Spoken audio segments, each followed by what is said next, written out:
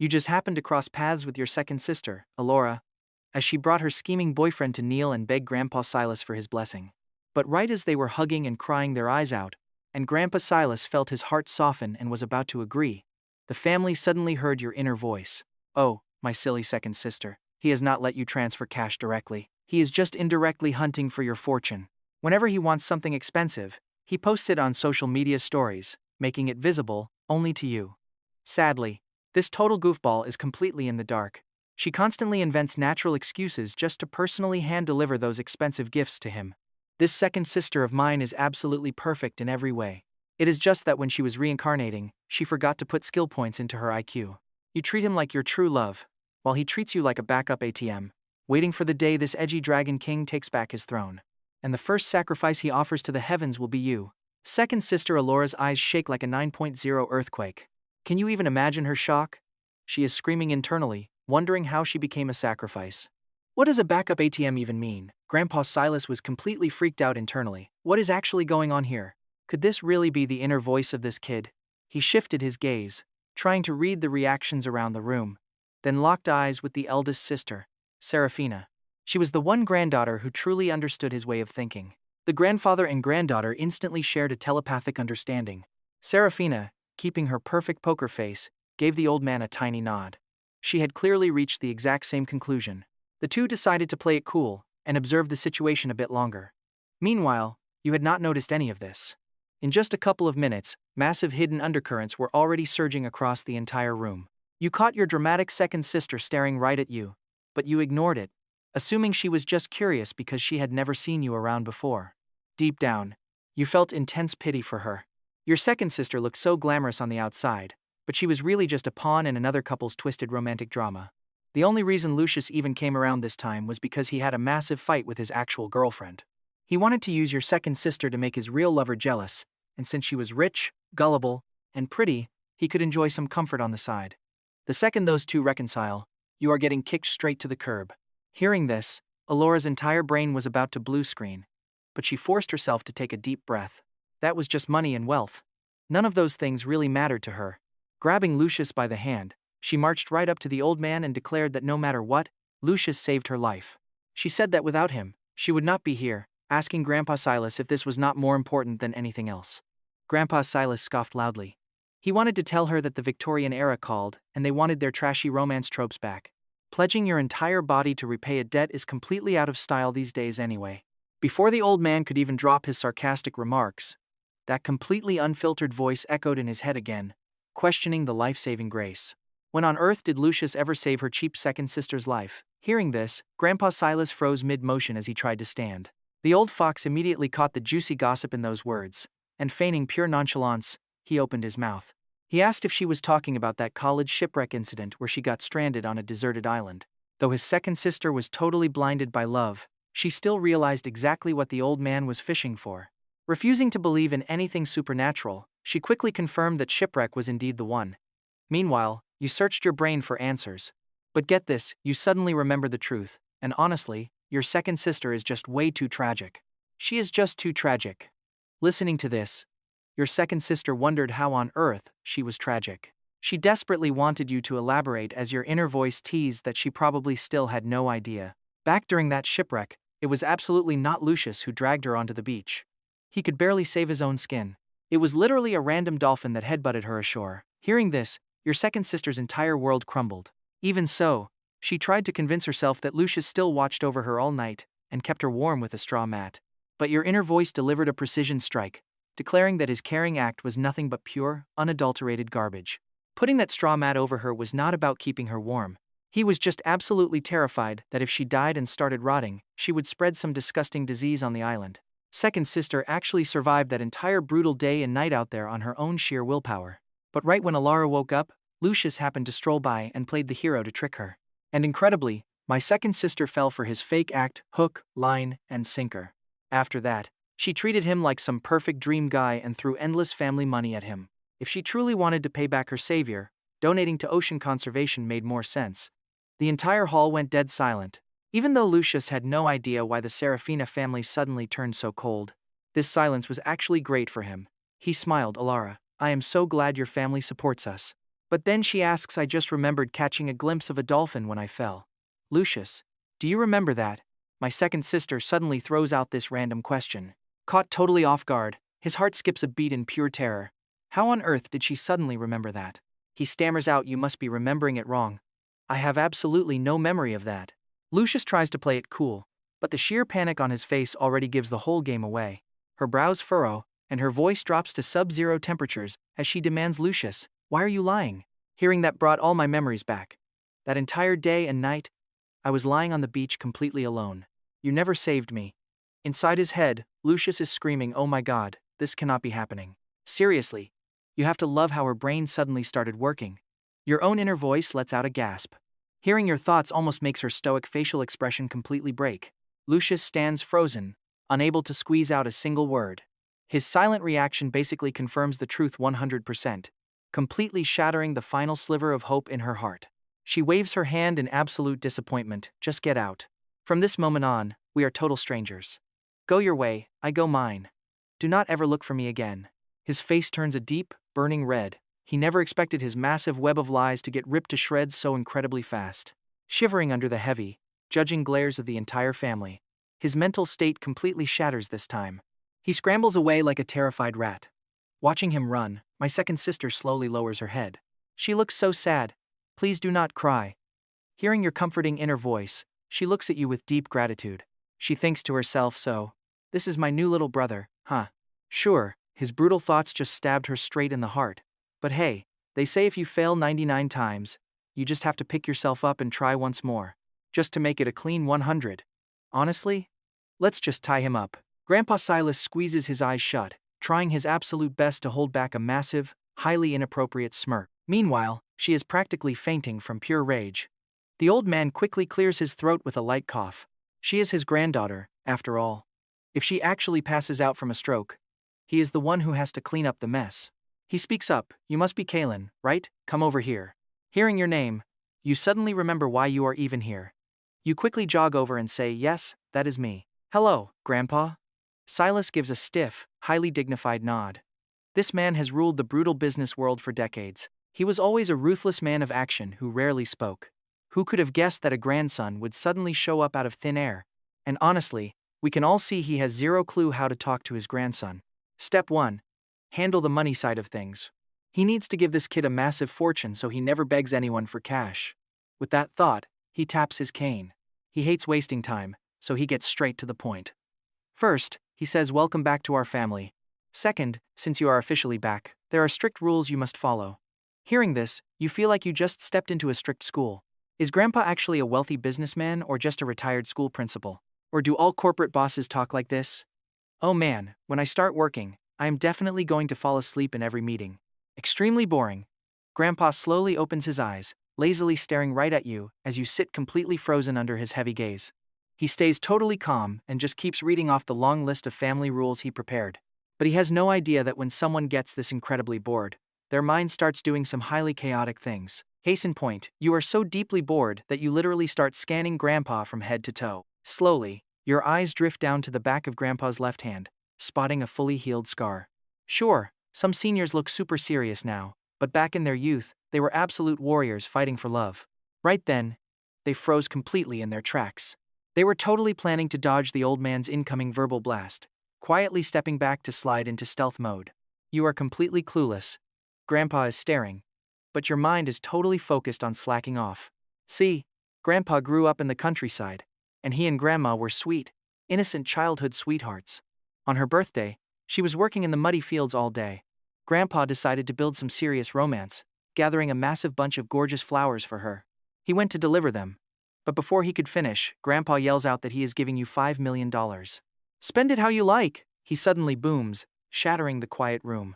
Hearing that crazy number, your entire body instantly morphs into a giant dollar sign. You call him your literal god. On the outside, however, he stays steady as a mountain. But inside, he is sweating buckets. That was way too close. You almost spilled his deepest secrets. Watching nearby, second sister Alora and eldest sister Serafina are deeply disappointed. They want you to keep telling the story instead of leaving them on a massive cliffhanger. Is a measly $5 million enough to quiet you? They could easily outbid that. It is completely unacceptable for your loyalty to be bought so cheaply. You need to see the real world. Honestly, can you blame him? $5 million would make anyone shut up. He needs to find a distraction for you so you do not spend your free time digging up his ancient secrets. To be absolutely honest, the old man is completely baffled as to how you found out about his ancient secrets. Your big mouth is something he genuinely loves and hates at the same time. Let's set that aside. Based on everything he searched up online, Grandpa has already compiled a complete education guide in his notebook. According to Rule 2-2, once the cash is set, you need to meet high-quality women. He wants you to see all your options, so you do not get easily fooled. Otherwise, some crazy girl might pop out of a dark corner and steal you away in the future. Today happens to be perfect, so he looks at his eldest granddaughter, Serafina. He tells her to take you along when she heads back to the office this afternoon. Serafina wanted to show you the real world anyway, so she gladly agrees to the plan. Turning to you, she asks if you want to stay here or tag along with her. You feel like they already planned out your entire life, but honestly, you do not care at all. For $5 million, you are willing to go absolutely anywhere. You are basically a cheap brick ready to be moved. Obediently, you nod and agree, but Serafina still looks at you with absolute suspicion. She wonders if you have a split personality, while third sister Lyra is stuck behind facing Grandpa's questioning. Right at the door, Serafina casually asks why you were staring so intensely at Grandpa's hand earlier. You blink innocently and say it was nothing. You just got curious about that old scar. But wait, let's get back to the good part of Grandpa's legendary romance. He was delivering a super romantic speech, but right as they went to hug, Grandpa stepped directly into a massive pile of fresh chicken poop. Slipping instantly, Grandpa rolls all the way down the hill and crashes straight into the dirty cowshed. Besides completely eating dirt in the most hilarious way, his hand got cut wide open. Hearing this, Alora tries her best but bursts out laughing. The old man was completely betrayed by his granddaughters. His face turns as red as a tomato, shooting pure, razor-sharp death glares right at them. A massive black mark goes next to their names, and he swears they will pay for this humiliation. Besides, what kind of evil schemes could a 14-year-old kid even pull off? All those thoughts were just playing in your head, while the real schemers were your eldest and third sister. Achoo! Serafina sneezed, driving the ultimate gossip king, sitting beside her straight to the office. Fearing a horribly awkward silence in the car, you decided to break the ice, curiously asking Serafina what her actual company was like. Serafina just shrugs it off, acting totally nonchalant about it. She claims the scale is pretty small and profits are just okay, but warns that your future partner should at least match her company as a baseline. It is not that demanding, really. When the car pulls up, you tilt your head back 180 degrees, your neck almost snaps, but you still cannot see the massive roof. Small scale and decent profits. My foot eldest sister basically wants me to stay single forever. This mind read completely catches her off guard, right as that hilarious thought echoes. She raises an eyebrow, patting your head while teasingly asking what you are staring at before telling you to hurry up inside. The whole top floor belongs to the chief executive officer. Serafina sits at her desk, saying she has a video conference to attend first. She tells you to play on the side, promising a grand tour when she is finished, which you happily agree to. You listen for a second, but realize you have absolutely zero interest. Instead, you stare at Serafina working, totally mesmerized by her gorgeous side profile and thinking how unbelievably pretty your eldest sister is. Hearing her little fanboy swoon in his mind, Serafina cannot help but let a small smile slip. It is not like she is unused to people complimenting her. Frankly, she has heard so much fake praise since childhood that her ears are practically calloused, but almost none of it was ever sincere. Yet you are different, those thoughts are coming straight from your heart. But get this, before she can even enjoy the moment, your inner thoughts take a dark, heavy turn. It is such a pity that this gorgeous woman has no clue her absolute favorite secretary is already playing dangerous games with their main rival. She is about to get framed and sent straight to prison under an absolutely massive financial fraud charge. The traitor spent years covertly cooking the company books and making fake accounts. What on earth should I do to subtly warn Serafina without looking crazy? You have not worked on a single project here. If I just randomly bring it up, it will look super suspicious. But if I do absolutely nothing, my eldest sister is literally going to end up behind prison bars. Serafina is completely shell-shocked, her iced coffee slams heavily onto her desk. You look up in pure confusion, while the Minister of Finance, who just walked in, nearly jumps out of his skin. He stammers, while Serafina's gaze burns straight through him like a torch. She orders him to prepare and send over all the financial ledgers from the past few years, claiming she hasn't audited the accounts in a while. The Minister of Finance has absolutely no idea what just went down. But he does not dare complain, scurrying off while you just blink. Talk about a sudden, Bizarre change of plans, right? Why would she suddenly want an audit? Did this finance director say something that caught her attention because I am sitting here? Naturally, compiling those massive financial ledgers will take some real time. Sorting cash flow takes time, so she waves you over. She invites you for a stroll around the company, secretly planning to parade you in front of her 3 secretaries to find the traitor. Deal. Hearing you get to go out, you perk right up and follow her, but just as you reach the elevator to go down, you bump straight into someone. This guy is wearing a sharply tailored blue suit. His expression bounces rapidly between sharp genius and absolute, unadulterated stupidity. He gives off the exact vibe of a fresh college graduate trying way too hard to play a serious, grown-up professional. Assistant Thorne was delivering papers, totally caught off guard to see his boss. He quickly straightens up to greet the boss, and as Serafina nods, your inner voice instantly wonders who this guy actually is. That guy feels pretty familiar, you think, and hearing your mind speak, Serafina turns her head to find you staring dead at Assistant Thorne. She frowns slightly, hiding it perfectly from view. Assistant Thorne was an orphan sponsored back in Grandpa Silas's day. Even after Serafina took over the Chen group, she kept sending him those subsidies. A few years back, she even sent him abroad to study. When he graduated last year, she brought him back to groom him as a trusted confidant. But could he really be the one framing her? Impossible. The timeline just doesn't match up.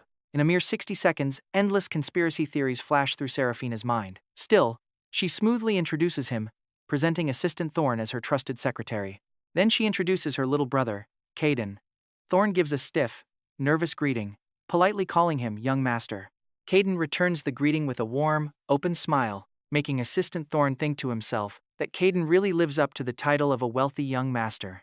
But here is the crazy part: hearing that name completely blows Kaden's mind, sending his thoughts into absolute chaos. He remembers Thorne as the elite professional from the future who stayed fiercely loyal even after Serafina got thrown in prison. The loyal guy who was ready to bleed and sweat bullets to help her get revenge against their enemies. So why does he look like a scruffy, unkempt puppy right now? What caused this crazy transformation? Did he get plastic surgery? Serafina listens to his inner thoughts in a complete daze. She has never been to prison, but she can easily imagine that if her brother's predictions come true, her life afterward will be incredibly brutal. And even in those dark times, Assistant Thorne was still right there helping her. But unfortunately, Thorne met a tragic end after Serafina caught a chronic illness during her imprisonment. She died from the sickness right in the middle of her revenge, leaving Assistant Thorne completely alone in the world. After surviving countless brutal twists and turns, he eventually chose to just slam the gas pedal to the floor, cleanly and decisively taking the main culprit down with him in a final, explosive crash. Looking at Thorne's slightly goofy, youthful smile, Serafina's expression begins to soften without her even realizing it. The Chen family would never mistreat someone so loyal. But suddenly, Kaelen starts making a dramatic scene in his head again. Thinking about it this way, Assistant Thorne is basically living out the tragic backstory of a legendary tactician. The sister's revenge cut short as she dies halfway through. While he literally worked himself to the bone until his dying breath, Kaelen dramatically starts singing a sad song in his head. Singing about a grateful heart and being thankful to have him, making Serafina's head throb. Is her little brother seriously allergic to genuine emotions? Either way, one thing is absolutely certain. If her brother's future info is proven right, Assistant Thorne is definitely going to be fast-tracked for a major promotion. Serafina softens her voice and tells Thorne that she is taking her brother to inspect the company today. She asks him to tag along, leaving Thorne completely overwhelmed by this sudden, unexpected favor. Usually, these VIP tasks went to Secretary Vesper, especially since the group's business empire was massive. Serafina drags Kaelen straight to the legal department to show him what real corporate elites look like, before taking him to the fashion department to show him what true high-end design is all about. Hearing the boss is coming, the department directors make sure to bring out their absolute most attractive staff members. After walking around in circles, Kaelen feels less like he's on a tour, and more like he's choosing a harem. Just as the tour wraps up, and they open the office door, watch this, a woman with a totally harmless face turns around. Seeing Serafina walk in, she immediately flashes a warm, gentle smile. She grabs a folder from the sofa, smiling as she welcomes the CEO back with the newly drafted Golden Bay bidding proposal. She says they are just waiting for her signature to begin releasing the project funds. Serafina takes the file, thanking her for the hard work as she prepares to sign it. Glancing at the folder, Kaelen suddenly starts screaming at the top of his lungs in his mind, warning his sister that the document is poisoned. Kaelen quickly throws up a dramatic stop hand gesture to warn her, preparing to halt her dangerous move, only to see Serafina react even faster than him. With a loud smack, She chucks the document straight out the window and runs to wash her hands. A sudden reaction that leaves everyone in the room completely flabbergasted. Kaelen silently pulls back his dramatic hand gesture. Walking out of the restroom, Serafina calmly dries her hands and claims she saw a bug on it, calling her wild reaction a simple phobia response. Hearing this, Secretary Vesper silently breathes a sigh of relief, offering up a perfectly sweet, gentle smile. She says it is totally fine, and promises to print another copy, while having someone retrieve the discarded one. Still wearing that kind mask, she softly reminds her boss. She urges her to sign soon, because plenty of rivals are desperate to snatch up the Golden Bay project. But inside, the protagonist is screaming, "Drop the act, you fake snake. Stop playing with my sister." As a sneaky undercover mole for their rival company, she knows this project is going to be a total, rotting disaster. Even the land has massive issues, and once public outrage inevitably boils over, she has a plan. She will conveniently leak the cooked financial books and throw my eldest sister under the bus as the scapegoat. Serafina trusted her completely. But she still got kicked straight into the gutter. She deserves to die. This Golden Bay disaster is the start of all our family misfortunes. Serafina stares at Secretary Vesper in sheer disbelief. She suspected plenty of people, but never her own secretary. Talk about a brutal betrayal. They had been best friends since high school. Knowing Vesper came from a poor background, Serafina had financially supported her for years. She brought her straight into the Chen group after college. Who would expect this? Serafina looks terrible. Furious betrayal burns in Serafina's chest, but the mysterious voice in her ear sounds even more enraged than she does. The voice sighs, lamenting that my poor eldest sister is still completely in the dark. See? Secretary Vesper targeted her from the start because she is the secret daughter of rival company Shoe Group's boss. That scumbag boss cheated on his pregnant wife back then to be with his so-called true love. And Vesper knew her status as an illegitimate daughter meant she would never be recognized in public. So, to eventually seize massive power legally and openly in the future, she deliberately targeted Serafina. Oh, and Secretary Vesper was actually Lucius's teenage crush. Hooking up again? Who knows?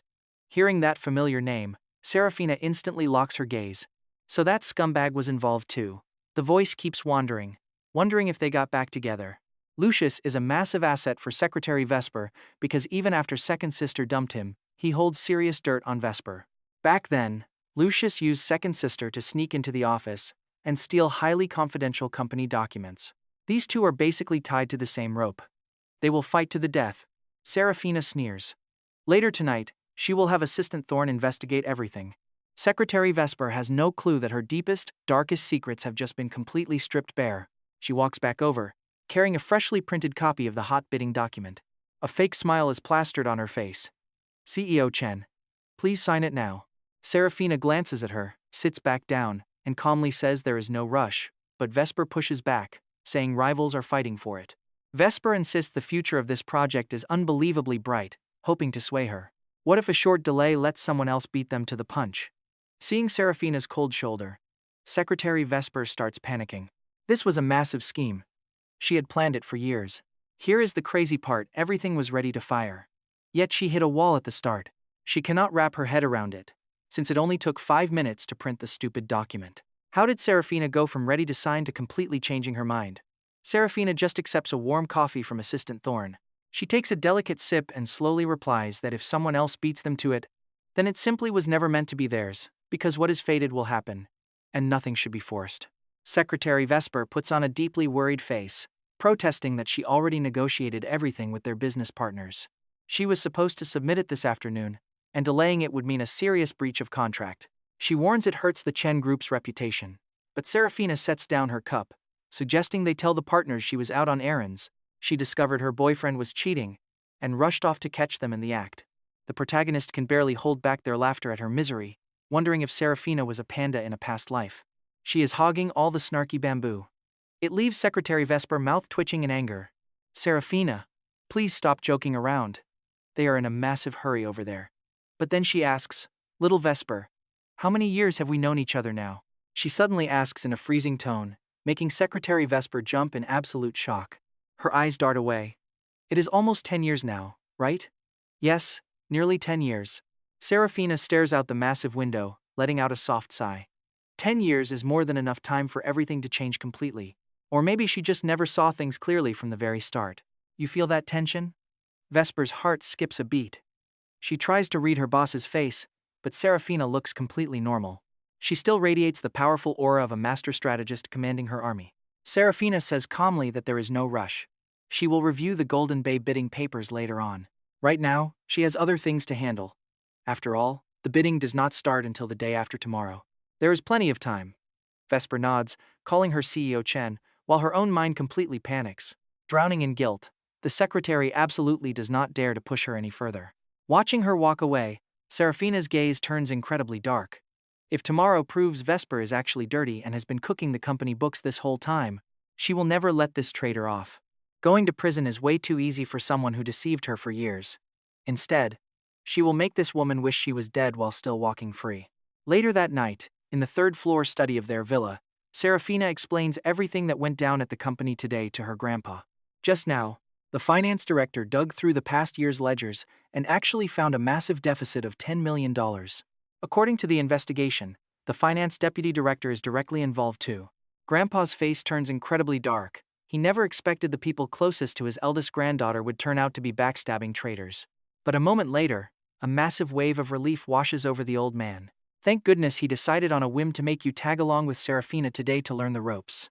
Otherwise, the consequences of this disaster would be too horrifying to imagine. He honestly doubts his old bones could have survived a shock like that. The old man cannot help but sigh, knowing everything was thanks to you this time. Suddenly, an intensely emotional inner voice drifts into their minds crying for help. Both Serafina and Grandpa freeze instantly. All this schoolwork is escaping right out of my head. I do not want to work hard anymore. I should just skip school tomorrow and find a rich sugar mommy to adopt me. Hearing this, Grandpa rubs his temples as a massive headache hits. What on earth is this brat thinking about all day? Going out to find a sugar mommy? Is our family money not good enough for him? Meanwhile, in a nearby room on the same floor, you are painfully pulling your hair out. Having finished exactly half of your boring homework, you decide to just wing the rest of it when you get to class tomorrow. Snuggling under the warm blankets, you sleep incredibly peacefully all through the night. The next morning, before the sun is even up, you drag yourself to school looking like a miserable, grieving widow. Life is just completely dry and tasteless. 6 a.m. wake-ups are a literal crime against humanity. You numbly stuff a roll into your mouth without even tasting a single thing. Stop whining, Grandpa says, shoving a glass of milk into your hand while worrying and giving you directions. Your fifth sister goes to your school.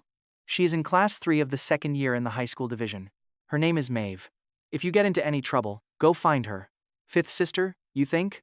Yeah, I definitely need to go check on her. Hearing your thoughts, Grandpa completely loses his chill. Wait, does their family have a literal magnet for disaster? After what happened to the first 2 sisters, Grandpa is seriously starting to wonder. Is the 5th sister about to face some terrible tragedy next? The old man perks up his ears, waiting desperately for details, but there is absolutely no follow-up. Looking up, he sees that your soul has already drifted off to who knows where. You are just chewing your food with a totally blank stare. Your head is completely empty, making Grandpa glare and puff his mustache in sheer rage. This little brat, only thinking half a sentence, spit out the rest of the damn story already. Unfortunately, before he can grill you, the family driver enters the room to take you to school. Young master, are you ready? If we do not leave right now, you will be late. Oh, I am coming. Grandpa desperately wants to throw up a massive hand gesture to drag you back and demand answers, but he forces himself to hold back his frustration. He can only watch helplessly as you run out. As the front door clicked shut, Grandpa spun around and called out to Serafina, who was coming down for breakfast. Come with me to call the 5th sister. Tell her that no matter what, she has to drag Kaelen with her today. 30 minutes later, Kaelen arrived at a prestigious elite private school. Most of the kids here were filthy, rich, or highly noble. Every single year, desperate parents still flocked like lemmings to get their kids enrolled here. If he could just make friends with powerful kids who might give him a boost, his future would be completely set for success. Young master, let me walk you inside, the driver offered. That racket bag and backpack look pretty heavy. Kaelen waved his hand, thanking him but saying it was fine, as he easily lifted the racket bag. Suddenly, a loud metallic clanking echoed from inside the bag. For a brief moment, both of them froze in dead silence. The driver hesitated, asking if his racket was broken and if he needed a new one. Kaelen quickly assured him it was fine. Thanking him once more, Kaelen bolted straight into the school campus as fast as his legs could carry him. Once he reached the stairs, he unzipped the bag. And oh boy, we almost had a major disaster here. He almost got caught hiding a solid steel rebar in there instead of a racket. From experience, the second he got kicked out of the Lin family, All the fake friends who used to kiss his feet would immediately turn their weapons straight toward him. And if things went as expected, Alden was definitely the one pulling the strings. Plus, he extorted a hefty sum from Alden yesterday, so that guy's payback would undoubtedly be way more brutal. Remembering the nasty insults they used to write on his desk, and that time they almost threw him in a sack to beat him up, a dark grin spread across his face. It was time to start his glorious hunt as he walked back to class. Unsurprisingly, his old seat in the front row was already taken by some other guy. Kaelen did not care, he just walked straight to the back row, taking the window seat next to the trash. He found his desk. The word trash was spray-painted across it in bright, glaring red. But to his surprise, a girl was sitting right there, hiding her face behind a textbook. She had her feet kicked up on the desk like she owned the place. Had they changed their tricks already? He raised an eyebrow, ignoring the dead silence in the room. After all, his classmates always got quiet when a good show was starting. Hearing him approach, the girl slowly lowered the book, speaking in a completely relaxed, nonchalant tone. She asked if he was finally back, but before she could even finish her sentence, a blinding silver flash sliced through the air. A heavy steel rebar slammed down, barely missing her face. Talk about an absolutely freezing, icy stare from our boy Kaelen. Either buy me a new desk today, or you are definitely not walking out of this room. But the moment Kaelen saw her face, his heart practically stopped. Wait, is this his fifth sister, Maeve? Why on earth was she so bored that she came looking for him? Meanwhile, Maeve was still completely frozen in shock. Was this really the brother from her big sister's phone call? She said he was a fragile, delicate little lamb. Then who on earth was this beast standing right in front of her? Before she could even process this, a strange inner voice echoed in her head, matching his actual voice perfectly. Maeve suddenly had a massive realization. Was she actually the legendary girl chosen by destiny? Alright. She could definitely get on board with that. Striking her absolute coolest pose, Maeve lowered her voice to sound cool. Hey there, little brother, nice to finally meet you. She asked why he was not saying anything. Kaelen opened his mouth to reply, but a sudden crash of falling chairs cut him off.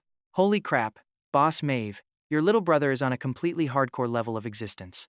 This high school ran on a strict boarding system. Maeve had been sleeping like a baby in her dorm when she got a sudden call from her eldest sister. She was ordered to go meet this mysterious brother, with the threat that her credit cards would be completely frozen if she refused.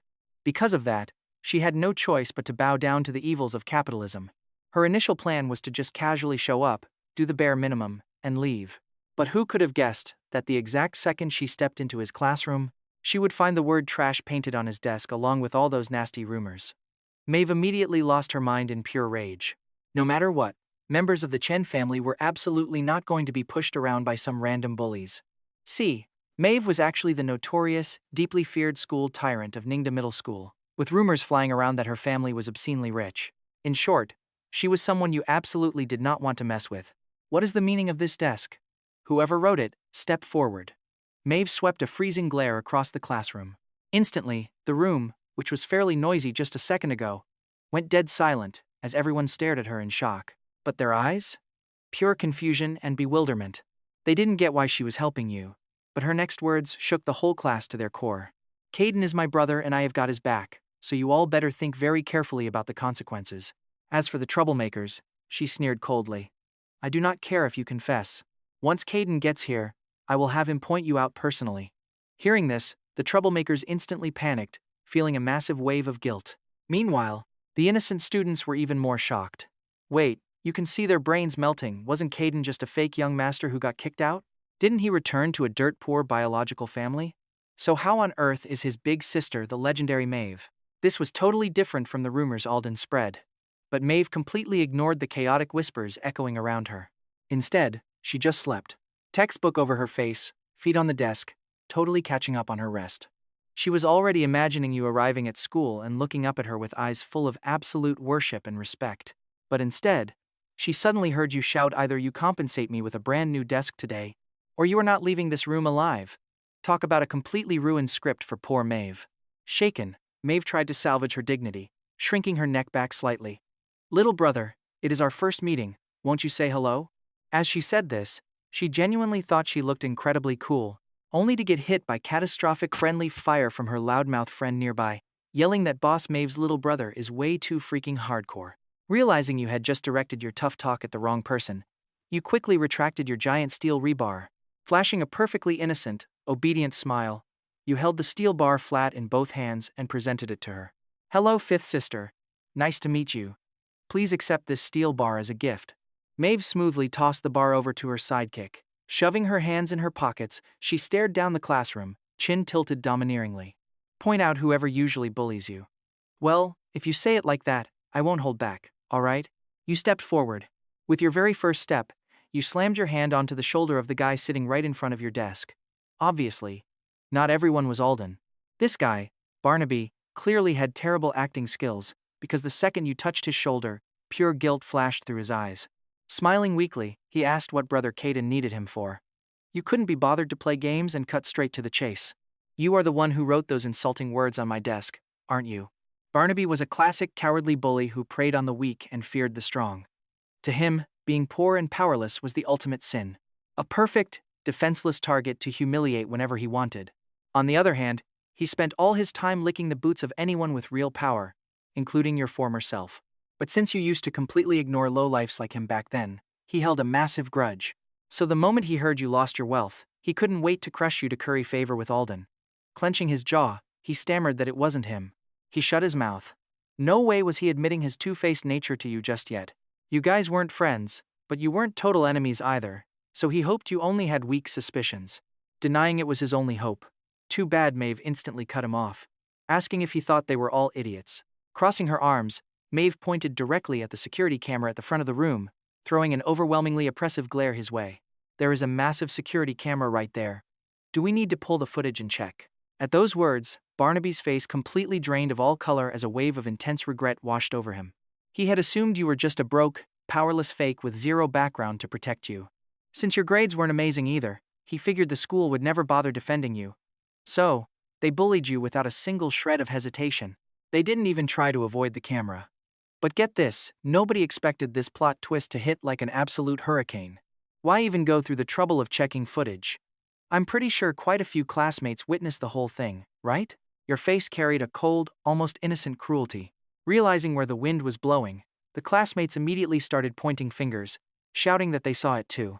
Right at the start of the morning, Barnaby carried a paint bucket and used a mop to write those words on the desk, but hearing these heavy accusations made his face turn a sickly green. Slamming his hand on the desk, he snapped if he was going down. He was dragging everyone else with him. "That is not how it happened," he screamed. He did not want to bully you either. He only listened to the instigations of Feng Chen and Chu Wei, and the two accused guys immediately lost their cool. They shouted back, asking what the hell he was saying when they heard Kaelen was a broke loser. Barnaby was the most eager for revenge. One screamed they had been friends for years. He had absolutely no idea and did not do a single thing. He claimed they proposed the plan, and he wanted to tip you off, prompting the other to scream about what garbage he was spouting. You did not even have to lift a finger. The three guys in front of you were already biting each other like rabid dogs. The homeroom teacher stood at the door, witnessing this entire chaotic scene. Caught in the middle, the teacher silently shrank into the background while the three furious bullies tangled into a full-on physical brawl. Maeve watched the fight with icy detachment. She looked over at you, finding your face completely calm. She wondered if her brother suffered such a massive blow that he got some major trauma. Remembering eldest sister Seraphina's order to watch over you all day, Maeve figured she definitely would not be getting any studying done today either. She might as well just grab him and get out of there. Let's watch how she casually handles the teacher next. Ignoring the three idiots brawling on the floor, she put her hands in her pockets and casually told him to pass on a message when they finish. She warned that the Chen group will remember this grudge, so they better tell their parents about it. Their parents' generation will know exactly what to do. Then Maeve pulled out her phone and fired off a quick message. She texted Seraphina to explain the situation, then turned right back to the teacher. She demanded a sick leave slip for Kaelen because she was taking him out of class today, which the teacher immediately approved. The teacher naturally did not dare to voice a single objection. Tugging at Maeve's sleeve, you asked if you should pack your bags and head home. Hearing the words fifth sister, Maeve, who was usually at the bottom of the family food chain, was so touched she almost cried. On the outside, however, she remained extremely reserved. She told you eldest sister wanted you together, then begged you to call her fifth sister again. Since she just saved you, you playfully tilted your head, asking what she meant, prompting her to say the leave was approved. Telling you to follow, Maeve handed the slip to the teacher and started walking briskly out of the room. You followed her out, realizing a day off is the ultimate gift any student could ever receive. Hearing the cheers, a rare smile threatened to break through Maeve's usually cold, stoic expression. The corners of her mouth desperately tried to twitch upward. She wanted you to keep thinking of her like that. As you left the junior high building, Maeve's childhood friend began eagerly hyping up all of her legendary achievements. She pointed out how the genetics of your Chen family truly defy all logic. Your fifth sister basically sleeps through class every single day, never does her homework, goofing off outside and staying up late playing video games at night. Yet after cramming for just 3 days right before exams, she somehow ranks in the top 3 of the entire grade. It seriously makes everyone green with envy, prompting you to keep nodding along in total agreement. You would not believe it, but Maeve was actually listening to your chaotic inner voice the whole time. Turns out, it is all fake news. She is not playing games, but wearing headphones to secretly study online crash courses. Her sleeping in class is just a clever trick to make everyone think she is catching up on sleep.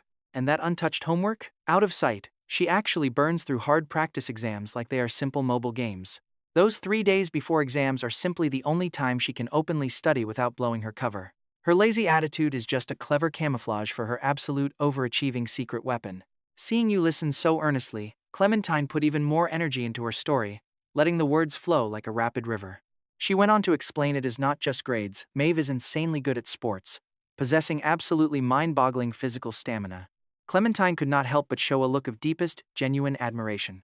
During a school climbing trip up Mount Tai, almost everyone was completely exhausted before they even reached the actual ticket booth. But Maeve climbed all the way to the top like some sort of divine goddess descended among them. She came to school the very next day after getting back. So impressive, but then you clearly haven't seen our fifth sister. She was whining and squealing like a dying seal after running non-stop for a day. Her whole body felt like absolute jelly. Only her stubborn mouth stayed tough.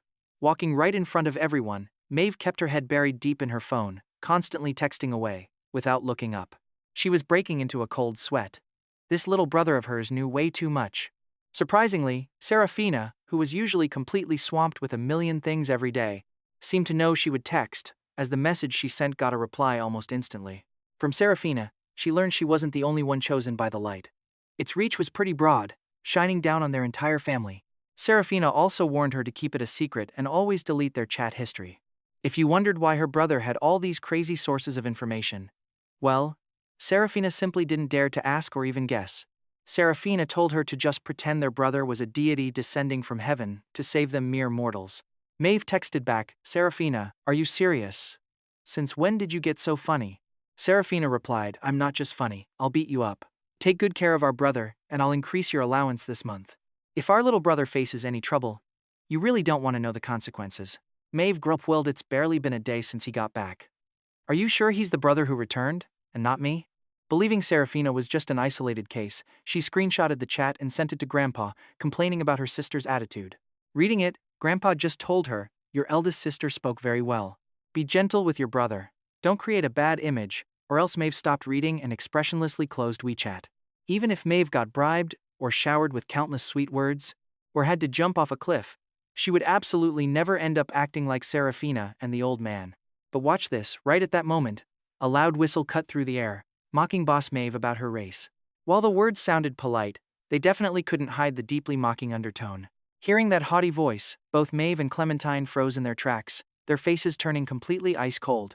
Leading the crowd was a blonde girl. From the tips of her hair down to her toes, she practically had rebellious and untamed written all over her. "Maeve, haven't seen you in days.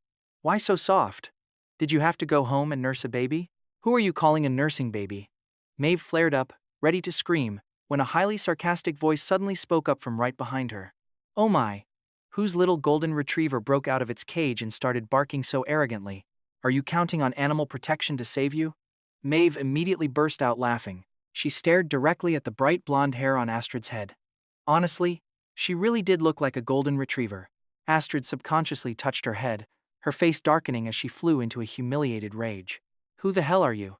Maeve stepped in front of her brother, warning Astrid to show some respect. Astrid didn't get along with Maeve, but she wasn't about to bully some kid. Besides, her trash talk earlier had gone a bit too far. She snorted, dropping the matter for now, and only glared at Maeve with a nasty sneer. "You haven't forgotten our bet, have you? I hope that when you fail, your stubborn mouth is still as tough as it is right now." "Of course I haven't." Maeve refused to yield even an inch, throwing the exact same threat right back at her.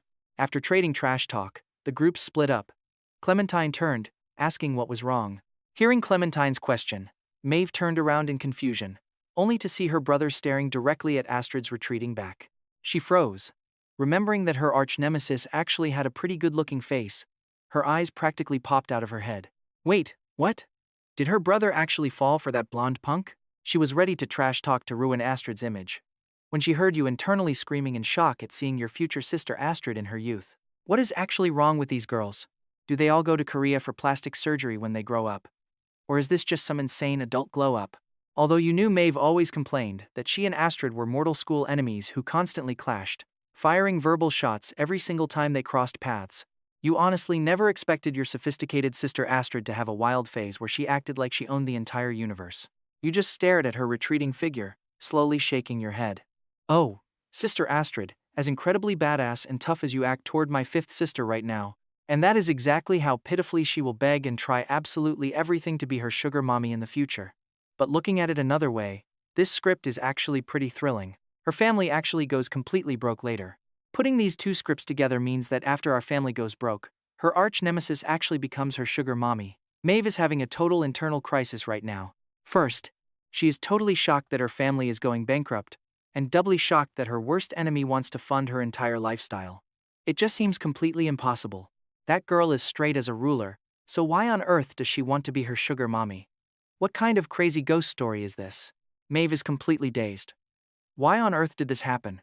The real reason Sister Astrid does this is about to drop, so Maeve instantly slows down to a crawl, stretching her ears out as far as possible to listen. Just say it already. But right then, Clementine lets out a tiny sigh. You feel that sudden shift in the air, right? You ask her what is wrong in total confusion. Clementine just looks up at her friend's back, sighing somewhat helplessly. She is just a little worried about Maeve. Yeah, Maeve. I know you are worried, but please hold that thought.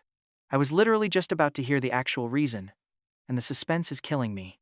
Seriously, the suspense is real, but the two walking ahead do not notice the sheer frustration behind them. Worried? First, you tilt your head in confusion. Then, piecing everything together with the current situation, you suddenly grasp the key point and ask her curiously about that bet they were just talking about. This question makes Clementine look at Maeve with real hesitation, completely unsure if she should reveal the actual truth. It is nothing, just a motorcycle race. Maeve, however, does not have any second thoughts. She shrugs her shoulders completely nonchalantly, saying tonight at 8 p.m. on the winding mountain road, she and Astrid are having an epic showdown of pure speed. Whoever loses has to serve tea and pour water, acting as their loyal lackey for an entire month, and taking orders unconditionally. Serve tea and pour water? Is that not exactly how Sister Astrid serves her in the future? With just one word, Sister Astrid does it willingly. Man, how did such an amazing setup even happen? Clementine still feels pretty uneasy, pointing out that the winding mountain road is quite dangerous, and asking if they can change the location. Maeve raises an eyebrow, and speaking about the sport she absolutely loves, her entire face lights up with radiant energy. She smiles, showing her sharp canine teeth, asking if they seriously doubt her skills. Relax. Even if there are 18 hairpin turns on that mountain, she is still going to blast right through it. So just relax and put your mind completely at ease. Then she turns back to you and asks if you are heading home tonight or if you want to stay over at her villa. Even though the high school has a strict boarding system, temporality, students are completely free to commute if they want. As long as your grades do not drop, living on campus or not is entirely up to you. To pull off her master plan of secretly overachieving and shocking everyone later, Maeve bought a fully furnished villa right near the school with everything she could ever need. It was totally ready for her to move in, and the garage was packed with all her beloved custom motorcycles. You do not know why, but this winding mountain road keeps constantly nagging at your mind. So you immediately declare that you are tagging along to the villa. Maeve already took the day off anyway. She happily leads you away, but the second she opens the front door, instant regret hits. Want to guess why? You stare at a massive wall entirely covered in sticky notes containing key English vocabulary words. You smile with the wise look of someone who has completely figured it out, praising her for truly loving her studies. This is exactly what people call covert studying, because nobody can defend against someone secretly grinding like this. So you must always be careful of anyone who loudly claims they are going to totally slack off around you. They are probably brainwashing you while secretly working their butts off behind closed doors where nobody can see. If you take them seriously, you lose. Maeve's head is filled with all the warnings Serafina and the old man gave her about maintaining a perfect, positive public image. She just nods, fighting back her tears, telling you to also learn from her amazing spirit of constant striving. At this moment, you clasp your hands behind your back, slowly strolling over toward her wall calendar. This exact posture looks just like retired old men in local parks, carrying bird cages while casually strolling around the corner. It gives Maeve a sudden, overwhelming urge to hand you a walking cane. Her mouth literally twitches. She has never had much experience interacting with boys. Since they are both students, she figures she should just ask her brother to do some practice questions together. The longer Maeve considered this plan, the more absolutely perfect it sounded. An older sister calmly helping her little brother with his homework now that is a truly beautiful and loving picture. Meanwhile, you stand right in front of the calendar, your expression turning dead serious. You have no idea what terrible disaster is coming. You check your phone. It is November 18th, 2023. The winding mountain pass, Maeve's bet it all finally clicks in your head. Today is the exact day Maeve gets terribly injured and paralyzed because her motorcycle tire suddenly blows out. She will spend 2 days fighting for her life in the intensive care unit, permanently losing her ability to run or play sports. Both legs, gone. Hearing these terrifying thoughts in her mind, Maeve stumbles backward in absolute shock. Those quiet words shatter her peace, but it makes no sense. Maeve immediately spots a major flaw in this story. Her custom bikes only use the absolute highest quality gear. Even riding over sharp gravel would never blow a tire, unless someone intentionally threw nails onto the mountain road. Besides, if that happened, other riders would crash too. And she personally checks every motorcycle part before every single ride. A tiny explosive device was secretly planted right inside Maeve's motorcycle tire. Maeve panics instantly. She knows better than anyone how deadly a high-speed tire blowout is. Can you blame her for immediately diving straight into conspiracy theories? Could Astrid be behind this evil plot? No, that makes no sense.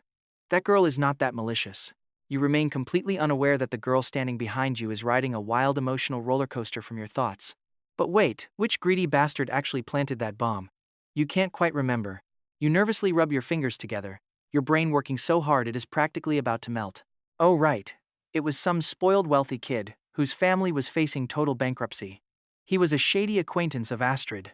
To save his bankrupt family, he secretly set up an illegal gambling ring behind their backs, acting as the bookie, and inviting other rich heirs to place wagers. He risked all his family's remaining cash on Astrid winning the race. To secure his dirty win, God only knows how he tracked down Maeve's private address. He crept into her garage to swap out her tires. Behind her forced smile, Maeve's jaw is clenched so tight her teeth are about to shatter from pure rage. To think someone actually did that. Despicable gamblers like him deserve a painful, miserable end. This is more than enough evidence. Just the charge of running an underground gambling ring will lock that nameless scumbag away for a very long time. I need to call the cops, Maeve quietly schemes. Once the police drag that trash away, she will personally go mock Astrid and show her exactly what kind of worthless garbage she calls a friend.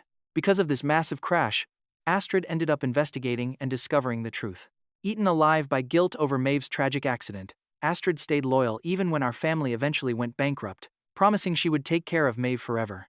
After all, Maeve only ended up paralyzed because Astrid proposed that foolish bet in the first place. Without that bet, none of this happens. But we all know how stubborn family is.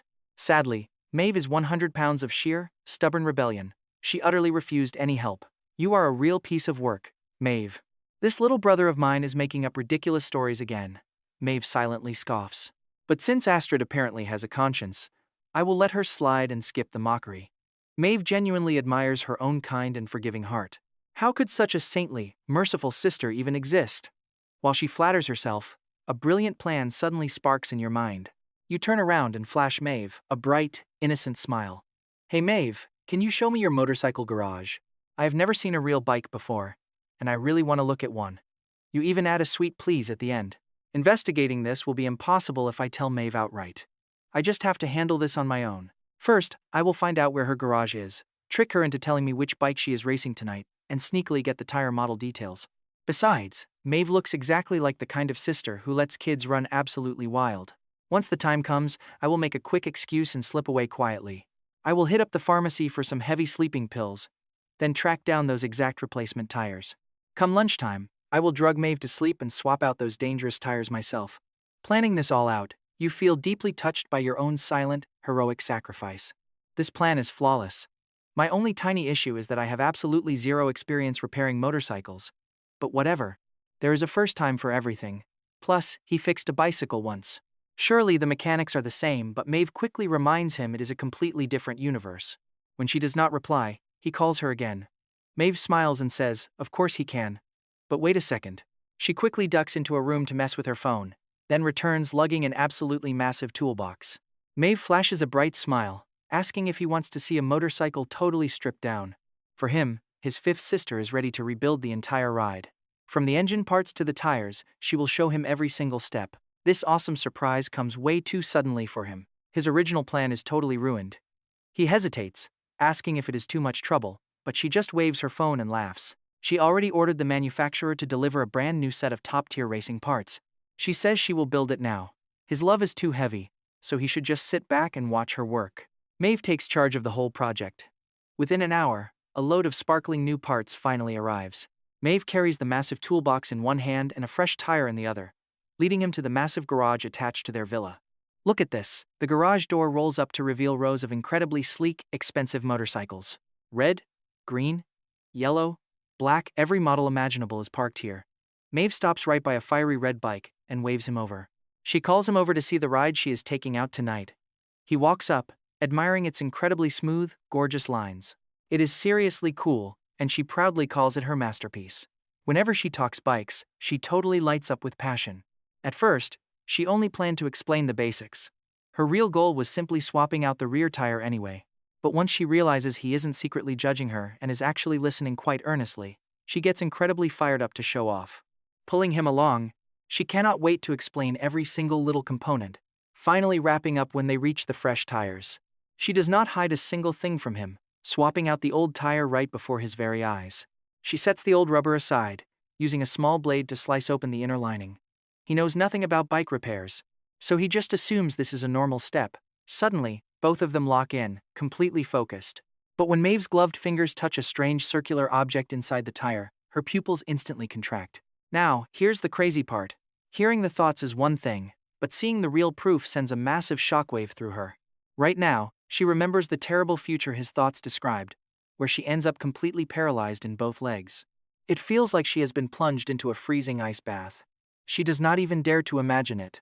If she had not brought her little brother down here today, she would have been completely doomed tonight. He senses something is wrong too. Pointing at the orange gadget, he acts clueless and asks his sister what it is, while mentally wishing he was just remembering wrong. This is pure terror. They need to call the authorities. They must call them immediately. Maeve goes pale and leaps to her feet, yelling that it is a detonator and she is calling the police immediately. Someone is trying to kill her. She bolts out the door, but halfway through, she hears his exasperated mental sigh. His sister runs way too fast and seems a bit clueless. Shouldn't she check the other bikes first? What if the rest of them are rigged too?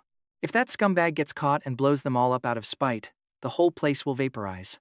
Just imagining that fiery disaster makes him shudder. The mere thought of it is terrifying. Hearing this, Maeve practically trips over herself, rushing right back inside. He turns around and finds Maeve standing right behind him, though he has no clue when she got there. If she was not panting like crazy, she might actually look cool. He blinks in confusion, asking why she came back. Weren't you calling the cops? She claims she decided to check the other bikes first to save the police some trouble. After all, reducing their workload is just her duty as a good citizen. She refuses to look like an absolute idiot in front of her little brother, even if her tough girl act is ruined. Seeing Maeve hunch over and work like a diligent farmer from behind, he leans against a snow-white bike and peacefully embraces the lazy, stress-free slacker life. This white bike is beautiful. He wonders how it feels to ride it, guessing it must feel like flying. Grinning at the thought, he suddenly asks with pure excitement if he can take this motorcycle for a spin. Maeve had already seen you eyeballing her sleek white motorcycle. She laughs and tells you that, sure, you can ride it. But you are way too young right now. Just wait until you grow up a little first, then I will show you how to ride. But your mental age is actually way older than hers, so you have to remind her that you are already 14 and totally ready. Maeve drops a brutal truth bomb, though your legs are just too short. She says you cannot even grip the bike properly, then immediately realizes she went way too far. Sis, seriously. You totally crossed the line. Maeve is about to apologize when you suddenly switch gears completely. In fact, a bright, super sweet smile spreads across your face as you look up at her. You ask if whoever wins her bet tonight with Astrid gets to boss the loser around. It is fine, really. It is just a height thing, right? You claim you do not care about her short leg comment one bit. You do not hold grudges because you always settle them the same night. Maeve gets a weird feeling from that smile, but she trusts you completely and does not overthink it. She just assumes her little brother might throw a cute tantrum or play a silly prank later. So she laughs it off and nods, telling you that is exactly how the bet works.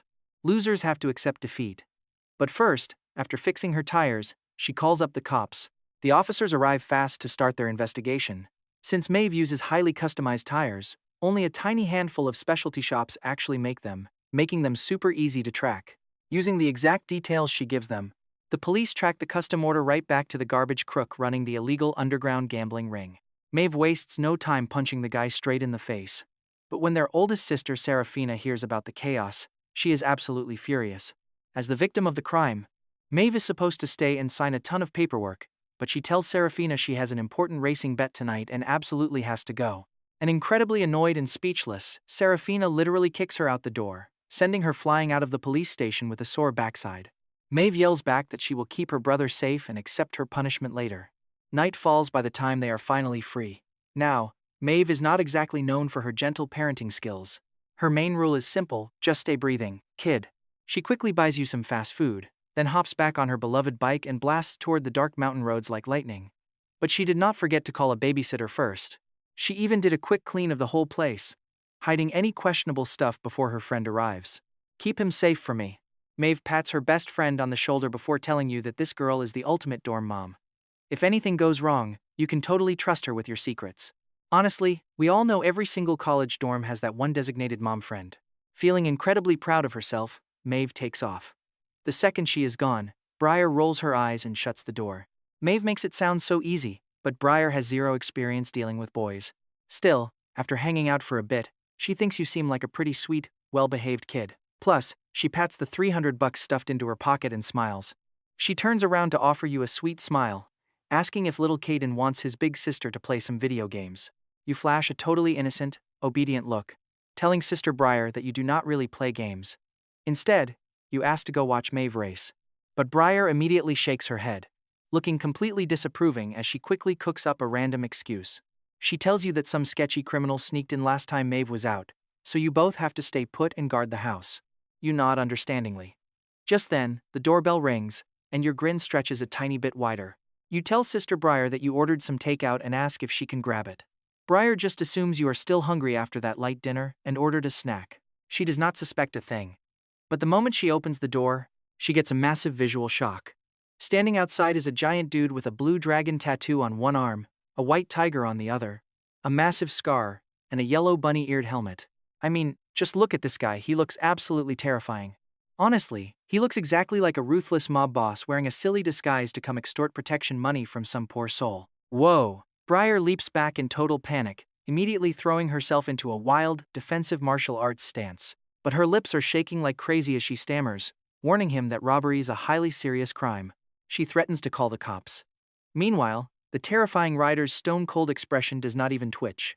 He just steps forward, asking in a booming, ultra-deep voice if she is the customer who placed the delivery order. He says even the god of wealth cannot escape his delivery run, so please sign here. Briar is left completely speechless. At first, she thought there was no way this dude was just a delivery guy, but after staring at his insane screen name, she finally just gave up and accepted it. She reaches out her hand. Fine, just give it to me. The delivery guy flashes a bright grin and pulls out his phone. Instead of handing over the food, he asks if she is Miss Briar. Briar freezes, totally confused, and says she is. The writer explains that her crazy brother from another mother, Kaelen, just rented their new senior companionship service. And she is the companion. Plus, Kaelen stole his bike, so she needs to look after him for the next 2 hours. Briar is completely stunned. What? Meanwhile, you have successfully escaped from the balcony and are currently zooming away on that familiar delivery scooter. Tears well up in your eyes as you smile. Goodbye, Sister Briar. Do not worry. The companion you chose for her is actually your old food delivery mentor. He might look pretty terrifying, but he really has the most gentle, delicate heart in the world. You two are definitely going to get along great. Meanwhile, out on a winding mountain road, 2 fast bikes, one red and one yellow, are racing neck and neck down the twisting path. Their speed and skills are pretty evenly matched, leaving a whole trail of ordinary cars eating their exhaust far behind. With an insane, high-skill drift around a sharp corner, the red bike narrowly cuts off the black one. The smug rider of the red bike looks back, raising 2 fingers up to her forehead in a salute. She mocks her rival, telling the little golden retriever to give up because she can't win.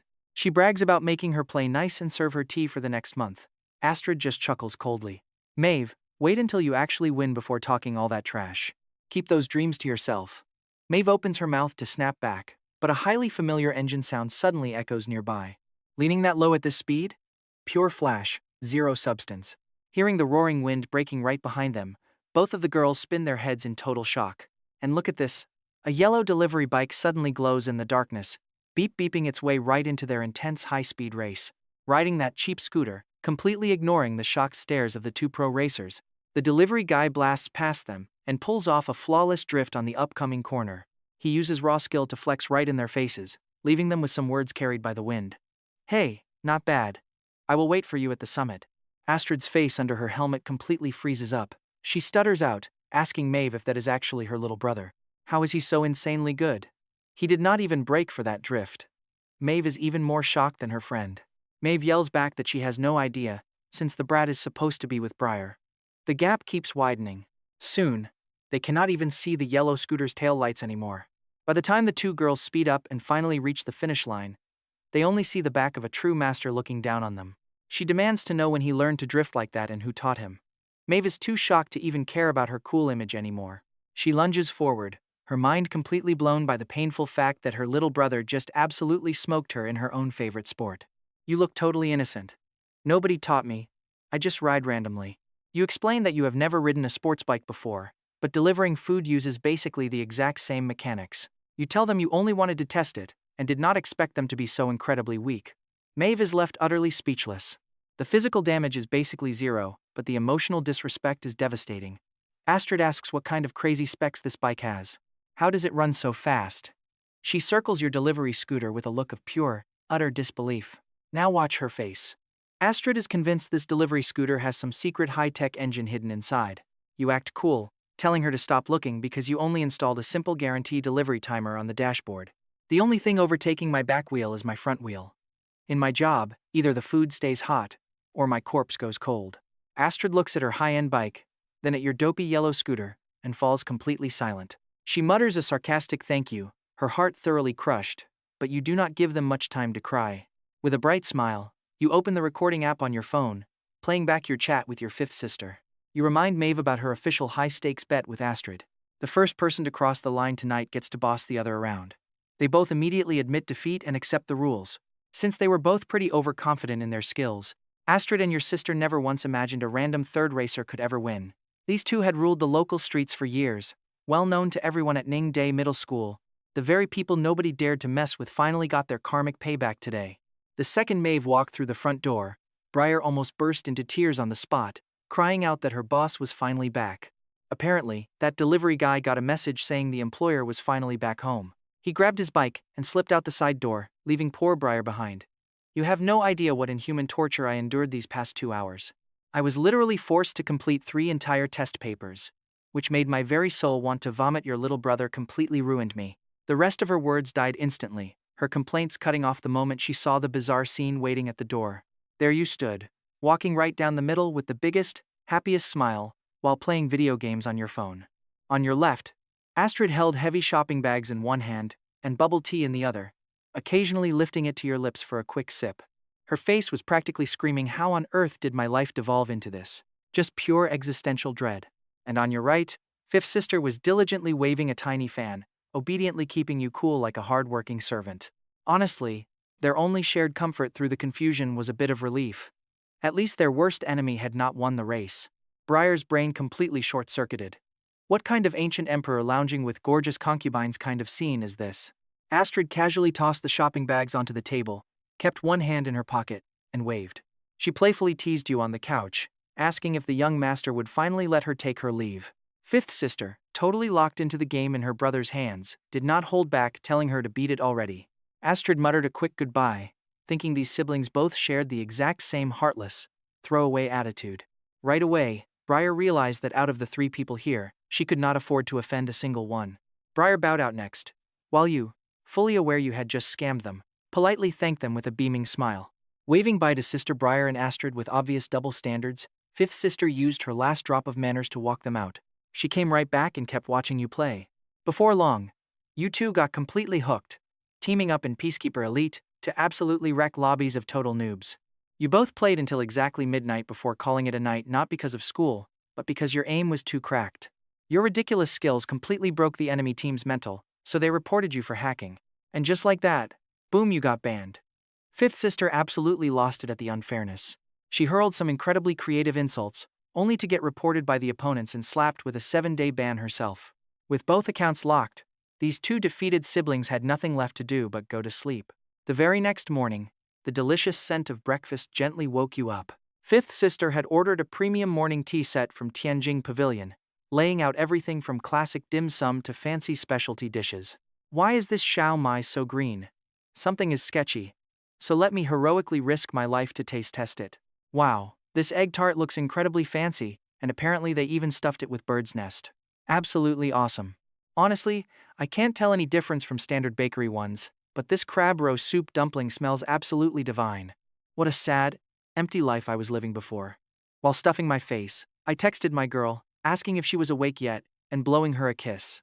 Reading his text out loud, Maeve silently wondered if her little brother was actually some comedian sent by monkeys. His silly behavior completely won her over. Seeing you eat like you hadn't had food in 500 years, Maeve felt a massive surge of love. Just look at her little brother, eating like he was some starving ghost, reincarnated from the dead. He was so skinny, clearly showing he had not eaten anything good in ages. Now that he was home, she had to fatten him up properly. You happily held out your bowl to grab another dim sum, thanking her. But once you were about 70% full, your brain finally pulled itself away from the delicious feast. Wait, don't you also hate this? Why does every single perfect morning have to end with going to school? Honestly, your only review of school was simple paid imprisonment. As a kid, you pay to sit in prison, and as an adult, you sell your soul for a slightly nicer cell. Making a living is just exhausting. Your entire life is basically wasted behind bars, and the one weapon you found? You just gave away. So you decided to look around school today to see if there were any handy bricks. Honestly, your entire vibe was starting to look highly criminal. Maeve coughed softly and broke some amazing news for the next 2 days. You do not have to attend classes. Really? You basically resurrected on the spot. Of course it's true, Maeve smiles happily. I already filled in eldest sister yesterday. Since she has to handle my mess first, she's seeing the principal tomorrow. Since you're probably switching classes, you don't even have to go back to your old room for now. Sweet. But wait. You suddenly notice a major loophole here. What does she mean? You don't have to go back? Please tell me this isn't happening. Maeve's grin just gets wider. Fifth sister is apparently worried you'll get too lonely at home. And it just so happens she doesn't have a desk partner right now. So you get to experience sophomore life 2 days early. Are you happy? Seriously. What kind of absolute lunatic drags their little brother to high school? Who even does that? You mutter that fifth sister is a seriously clingy demon, and it's honestly a bit gross. Please don't do this again, Maeve. But she has her reasons.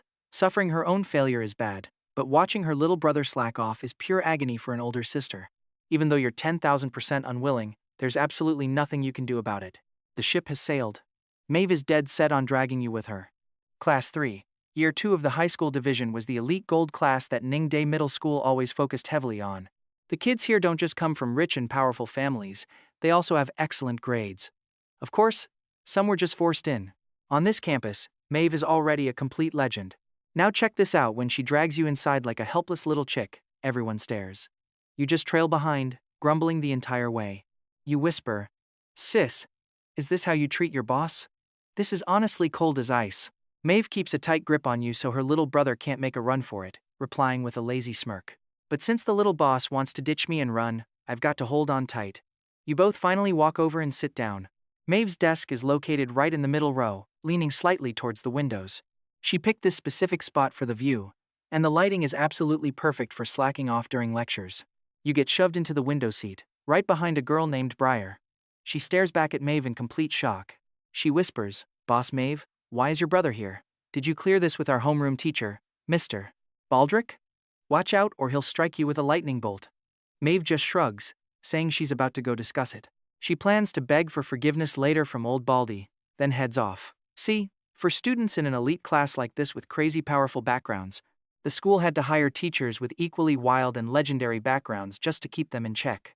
Hearing the homeroom teacher is named Mr. Baldrick completely stuns your entire worldview. Who on earth came up with that? Briar laughs, explaining that their homeroom and literature teacher is actually Mr. Sterling. Mr. Baldrick is just a nickname they gave him because he's balding. Seeing you waiting for more gossip, Briar sits up a bit straighter, eagerly sharing all the hilarious staff secrets. Not only that, the English teacher is called the Raging Chihuahua, history is Neanderthal, and physics is Flatland King Kong. The math teacher is Abs of Extinction, and because the biology teacher loves to spit, they call him Mr. Hawker. You were only half listening at first, but honestly, this school gossip is way too entertaining to sleep through. Just then, a shaky, tearful voice speaks up from beside you, asking if she can check under your desk for something she lost. The girl standing there has pretty, delicate features and a gentle elegance to her, except she's quite clearly just been crying. Her eyes are red and swollen, making her look pretty pitiful and defenseless. You immediately stand up to help out. After all, who could possibly refuse a pretty girl's gentle request? She thanks you and starts searching under the desk. You take the chance to lean over and whisper to Briar, asking who this girl is. Something about her feels incredibly familiar. She overlaps perfectly with a certain memory, but her current fragile aura makes you hesitate to believe it's actually her. Briar wanted to ask the girl what was wrong, but she answers your question first, whispering that this is their class monitor, Arya. Get ready for this. Maeve walks back into the classroom, just as she hears your inner voice suddenly scream in absolute, pure disbelief. Arya? Oh my god. It's literally the future ruthless business tycoon, Arya, future chairwoman of the Chu Group. How on earth does this fragile beauty become a terrifying, man-eating corporate predator in the future? Hearing this, Maeve completely freezes in shock. Her gentle class monitor is going to be some legendary business tyrant? Wait, that makes no sense. The Chu family only has 2 kids. It was not just her own bias usually. When a massive family had a son, he got the entire business. Even if the oldest sister was pretty incredible, she rarely stood a chance. Her head spinning with questions, Maeve walked over and tapped Arya on the shoulder. Hey, class monitor, what are you searching for? Hearing that voice, Arya jumped clean out of her skin. Turning to see the school's top boss, she felt pretty terrified. With everyone looking, a massive lump rose in her throat as she sobbed out that she was looking for a ruby ring. Her friend could not bear watching her cry anymore, stepping forward to explain everything. It is a priceless heirloom passed down through the grandmothers of the Chu family for generations. Early yesterday morning, right before great-grandmother passed away, she gave this ring to the class monitor. But this morning, it just vanished into thin air. Arya finally broke down completely, crouching on the floor and sobbing her heart out. She had only come back to school to pack her bag and rush over to her grandfather's place in H City to hand him the ring personally. But she never expected that in the short time it took to use the restroom, everything would go wrong. By the time she returned, the ring was completely gone. Hearing this, the surrounding classmates began whispering and tossing out theories. How could it just vanish? Was it stolen? What if we all check our own backpacks? The class monitor is always helping us out, after all. Everyone agreed to search. Hearing their support, Arya felt incredibly touched, softly thanking them all. But unfortunately, after checking every single bag, they found absolutely nothing, leaving Arya in total despair. Maeve asked her to describe exactly what happened. Biting her lip, Arya walked back to her desk and pulled out a small wooden box. It was a gorgeous box with a brilliant sapphire right in the middle, surrounded by beautiful patterns carved in gold leaf. Leaning in close, you could even smell the rich, sweet fragrance of the wood. Anyone could tell this thing was incredibly expensive. Arya explained it was a custom puzzle box needing a secret sequence to open. She tapped her fingers along the sides a few times, and the lid suddenly popped right open. Inside was a soft cushion lined with rich red velvet. But the slot in the middle? Completely empty. Taking a deep breath, Arya tried to stay calm as she explained she arrived at school with Caspian this morning. The literature representative was totally swamped collecting homework, so she helped him gather the papers and carried them to the teacher. She hurried back to finish packing her backpack, but had to step out to use the restroom halfway through. Caspian was sitting right in her seat. He asked to see the heirloom, so she let him, knowing he had no idea how to actually open the tricky puzzle box. She planned to open the box for him herself once she got back, but when she popped the lid, the ring was gone. Arya's brother Caspian nodded eagerly, chiming in that he had been sitting in that exact chair the entire time. He insisted he did not budge, and other students agreed, mentioning they saw him quietly playing with something near Arya's desk. He really never left his desk. Caspian looked terribly worried, clearly sensing the suspicious glances starting to lock onto him. He held up his empty hands. He knew exactly what they were thinking. He told them not to stare, complaining that his sister had already patted him down head to toe, almost stripping him naked. Hearing this, Arya felt pretty guilty for doubting her own brother, softly apologizing to Caspian. Maeve frowned. No matter how you looked at it, this Caspian guy seemed incredibly suspicious. Arya had not told anyone about the ring. Yet, the other classmates confirmed he really never left that desk. Who could it be? Now watch this. Maeve's eyes suddenly lit up, and she spun to look right at you. You were busy digging deep into your own memories from when you used to follow your sisters and grandfather around. You did not have many hobbies, but you loved overhearing their juicy gossip. Especially when it was crazy tea. Following your fifth sister around, you happened to hear some wild gossip about this future female business tycoon. Arya's brother, Caspian, is a completely terrible person. If you remember right, the Chu family is incredibly patriarchal, and only the great-grandmother genuinely loved her granddaughter. Still, they are a wealthy family. On the surface, they always gave the girl whatever a daughter was supposed to have. Maeve nodded quietly. That was exactly the situation inside the Chu household. Caspian pretends to be a good, rule-following kid, but behind closed doors, he plays incredibly dirty, even bullying a poor girl for a long time. Yes, Maeve, it actually happened. That poor girl got into this prestigious school purely on her stellar academic grades. Caspian tormented her so badly she ended up on the absolute brink of a breakdown. When she finally built up the courage to go to the police, the scumbag found out. Her dad was a total gambling addict. The jerk threw cash right at the dad and told him to handle it. The very next day, her father dragged her out of school. He sold her off to a family in some remote village. Maeve glared at Caspian. Her expression shifted from treating him like a human to looking at pure trash. The guy honestly deserves to die. Ruining one girl wasn't enough. Now he's set on destroying his own sister. He was the one who stole the ring. The scumbag had recently set his eyes on the gorgeous school beauty of the neighboring university, but she completely ignored him. Later, that stolen ruby ring ended up in the beauty's hands, while poor Arya was kept completely in the dark for a very long time.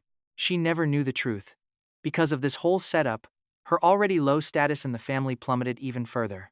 Banished. They forced her to live in a tiny, dusty attic like a servant. It was only when the school beauty put the ruby up for auction that she saw it, confronted Caspian, and finally learned the painful truth: pure hatred.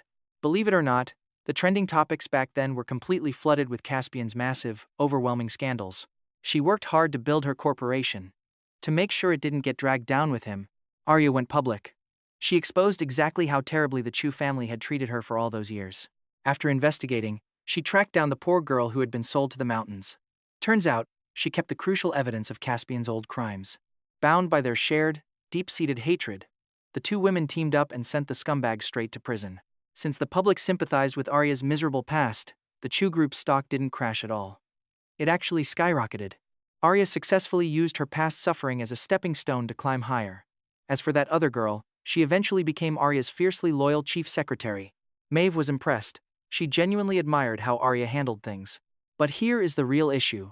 We know who the thief is, but where on earth is the ring hidden? After waiting forever with no answer, Maeve decided to take the initiative. She casually leaned against the classroom wall, rubbing her little brother's head with a distressed, dramatic sigh. Little brother, they searched the whole room. Where do you think it could be? You still hadn't figured out how to tell your fifth sister. The ring is hidden in your inner thoughts were a complete mess. Suddenly, you remembered that you actually did know the secret location. It happened when fifth sister came home from a reunion. She mentioned a very drunk Arya had spilled the tea about exactly what happened to the ring back then. Unbelievable, right? The ring was actually hidden inside that guy's own personal backside vault. Maeve froze. Subconsciously patting her own backside, she thought this guy was way too freaking bold. Who could ever guess that? You felt the exact same way. I've only read about soldiers smuggling silver like that, in crazy historical web novels. Never thought I'd see someone actually do it in real life. But now, how do I drop a hint to this sister without looking suspicious? Maeve froze up. She never expected you would actually step in and help. My little brother is seriously so sweet. Any normal person would just look the other way, keep quiet, and completely mind their own business. After all, even if they spoke up, nobody would ever believe them. Yet my little brother knows how dangerous this is, and he still wants to help. What a truly wonderful kid. You had no idea why fifth sister was looking at you with such weird pride. Brushing it off, you grabbed some paper and started writing. You weren't helping this time because your sympathy was suddenly overflowing. Honestly, you had long ditched any hero complex and quite enjoyed living a beautifully selfish, wicked life, but you always repaid your debts, remembering every favor anyone ever did. Arya had helped the Chen family in the past, so you were happy to drop a strategic hint. Still, whatever she did with that clue was entirely out of your hands. After all, you couldn't just tell her everything. Otherwise, how would you explain your source of information? Over at her desk, Arya was completely broke down, crying so hard she could barely breathe. She knew the exact moment that ring vanished. If she didn't get it back, her already fragile spot in the Chu family would turn into a total nightmare. She would be treated worse than a servant, walking on thin ice forever. Her classmates tried to comfort her, but nothing worked. They could only stand back and sigh helplessly. Everyone just blamed her awful luck. Meanwhile, Caspian stood right there, fake comforting his sister with a hypocritical pat. "Sis, don't be too sad. Things might take a turn for the better. Maybe you didn't even put the ring in the box to begin with. Maybe you lost it somewhere else," he suggested, trying to completely mess with her head. Here is how mind games work. If someone keeps questioning what you know to be true, you will slowly start doubting your own memory. Caspian used this exact psychological trick to make himself look as innocent as humanly possible. No way, Arya was absolutely certain. She checked it at least 3 times. She was positive she put it in the wooden box. Feeling completely wronged, she bit her lip and started crying again. Caspian shook his head helplessly, telling her to stop crying, when a sweet voice cut in. Arya froze and looked up. A gentle hand wiped her tears away with a soft tissue, and you offered her an innocent, sweet smile. You told her she looked beautiful when she smiled, causing Arya to quickly press her lips together. She knew you were the 5th sister's little brother, and crying in front of a kid felt pretty embarrassing. She tried to force a small smile, but leaped in surprise when something was suddenly pressed into her hand. You told her to have some candy to feel better. As she felt the odd texture, you already slipped away. Caspian teased her, noting that even the younger student came to comfort her, and asked to see the candy. Caspian joked as he leaned closer. Hearing his voice, Arya instantly and instinctively squeezed her hand shut. She wiped her eyes and slipped past his reaching hand, claiming it was nothing and that she needed to wash her face. Telling him to wait there, Arya quickly turned and ran toward the restrooms. Watching her flee, a sly smile crept onto your face. Inside a quiet stall, Arya finally opened her hand. Wait, this wasn't candy at all. It was a folded note, and her heart immediately began to pound in suspense. Unfolding it, she found a warning. Caspian, you can never wake someone who is pretending to be asleep. Nethervault. Arya frowned deeply. What on earth did that mean? Was that young kid secretly tipping her off? Arya knew this wasn't some silly prank. You just didn't seem like the type of person to play games with something this serious. And she definitely wasn't going to underestimate you just because of your age. Arya knew real prodigies existed in this world, and being close-minded would only leave her completely blind to the truth. Did this mean the whole situation really did involve her brother, Caspian? Never wake someone pretending to be asleep. Was Caspian hiding something? Arya began to carefully piece together his actions. Caspian hadn't actually said much earlier. He claimed he couldn't open her puzzle box, and her search came up empty. He never even left his seat. But then, a realization hit. Arya stared hard at the words Nethervault. It was a wild theory, but if Caspian secretly knew how to open the box, he could have slipped the ring right into his palm. He wouldn't even need to move. Stashing it in his nether vault would make the trick absolutely flawless. Now look at her face, she's gone totally pale. Would her own brother really go to such extreme lengths? But she always let logic rule her feelings. Why wouldn't he? The plan was entirely possible. If this was true, it meant Caspian had absolutely zero regard for her life. Even if they were siblings, their bond was never strong anyway. In fact, Caspian spent their entire childhood constantly bullying her. Their family just always forced her to tolerate his bad behavior, simply because she was the older sister. She tolerated it for years, but no more. She would rather strike back than let him get away. Arya looked down. One thing was certain, her situation couldn't possibly get any worse than this. With her back against the wall, she didn't care about offending Caspian. She knew his ugly character all too well. The only reason he even treated her like family was because she still held a shred of value to him. Ready to strip away his protection, Arya pulled out a hidden phone and quickly dialed a familiar number. She told her grandpa not to worry, because she would bring the ring back soon, despite a minor setback. She requested 3 strong bodyguards to be sent to her location as quickly as possible. Arya was gone for quite a long time, and the teacher had already started the boring lecture. You were so incredibly bored that you nearly fell asleep. Classrooms truly are the ultimate cure for insomnia. If your 5th sister didn't keep poking your forehead with a tissue, you would have passed out right then and there. Suddenly, a loud shout from Caspian echoed through the room, drawing everyone's attention. The real show is starting. You snapped wide awake, and your 5th sister filled with eager anticipation. Here it comes. Just a moment ago, Arya returned from the restroom. With a sweet smile, she patted Caspian on the back. Brother, let's go home. We are leaving. Caspian froze. He assumed that since Arya was pretty cowardly, she wouldn't stop until she found the item. But now, she actually wanted to leave. But the moment he stepped into the hallway and saw 3 massive bodyguards in black, he realized something was very wrong. His face fell as a sudden realization hit him, and he bolted. Earlier, Arya still held a tiny sliver of doubt. Now, even that last bit of doubt vanished. Her face instantly turned ice cold as she yelled, "Catch him." In just a few quick strides, those highly trained bodyguards grabbed Caspian and dragged him right back. He knew Arya had likely discovered something. He started screaming, which successfully grabbed the homeroom teacher's attention. "Wait, hold on, what are you guys doing?" "Arya, calm down. Did Caspian actually do something?" Mr. Baldric hurried forward, his words unconsciously taking her side. But Arya stepped up, blocking his path with a sweet smile. "Don't worry, sir. This is just a family matter to verify something. It will be over quite quickly." Caspian screamed furiously from behind Arya. "Are you insane? How dare you do this to me? Just watch, I'll sue." Arya was done playing nice. She delivered 2 clean, brutal slaps straight to his face, leaving him completely and utterly dazed. "All right, hurry up and drag him to the restroom to take care of this business." She still needed to get the item and report to Grandpa. The bodyguards quickly moved on her orders. Even though it was pretty disgusting, they nodded respectfully. "Yes, miss," and with that, Caspian was dragged off to the restroom. Within moments, agonizing screams echoed through the halls. The sheer pain in his voice made everyone's skin crawl. Soon after, a brand new, still warm ruby ring was brought out. Water droplets on it showed the nasty filth had already been thoroughly rinsed off. The bodyguard respectfully handed the clean ruby ring over. Even though the ring was found and her guess was right, Arya still couldn't bring herself to smile. Using a tissue to protect her hand, she took the ruby ring and carefully placed it back in its wooden box, sealing it tight. "Grandpa ordered us to bring it back immediately," she said. Arya didn't waste any time, grabbing her backpack and leaving. But right before she walked out, she shot a long, intense look in your direction, remembering this massive favor. "I don't know about you, but watching this go down was pure drama." The classmates could only stare in total shock. Was this really the fragile, quiet class monitor they all knew? It took the teacher returning to the front of the class for them to snap out of it. Honestly, who could actually focus on a lecture now? Literally every single mind in that room was screaming, "What on earth just happened? Can someone please explain?" Meanwhile, fifth sister, who actually knew the whole story from start to finish, felt incredibly satisfied. So this is the amazing feeling of watching some juicy drama unfold from start to finish. I absolutely love it. Maeve couldn't resist messing up the fluffy hair of the kid next to her. These past 2 days with him were easily her most exciting yet.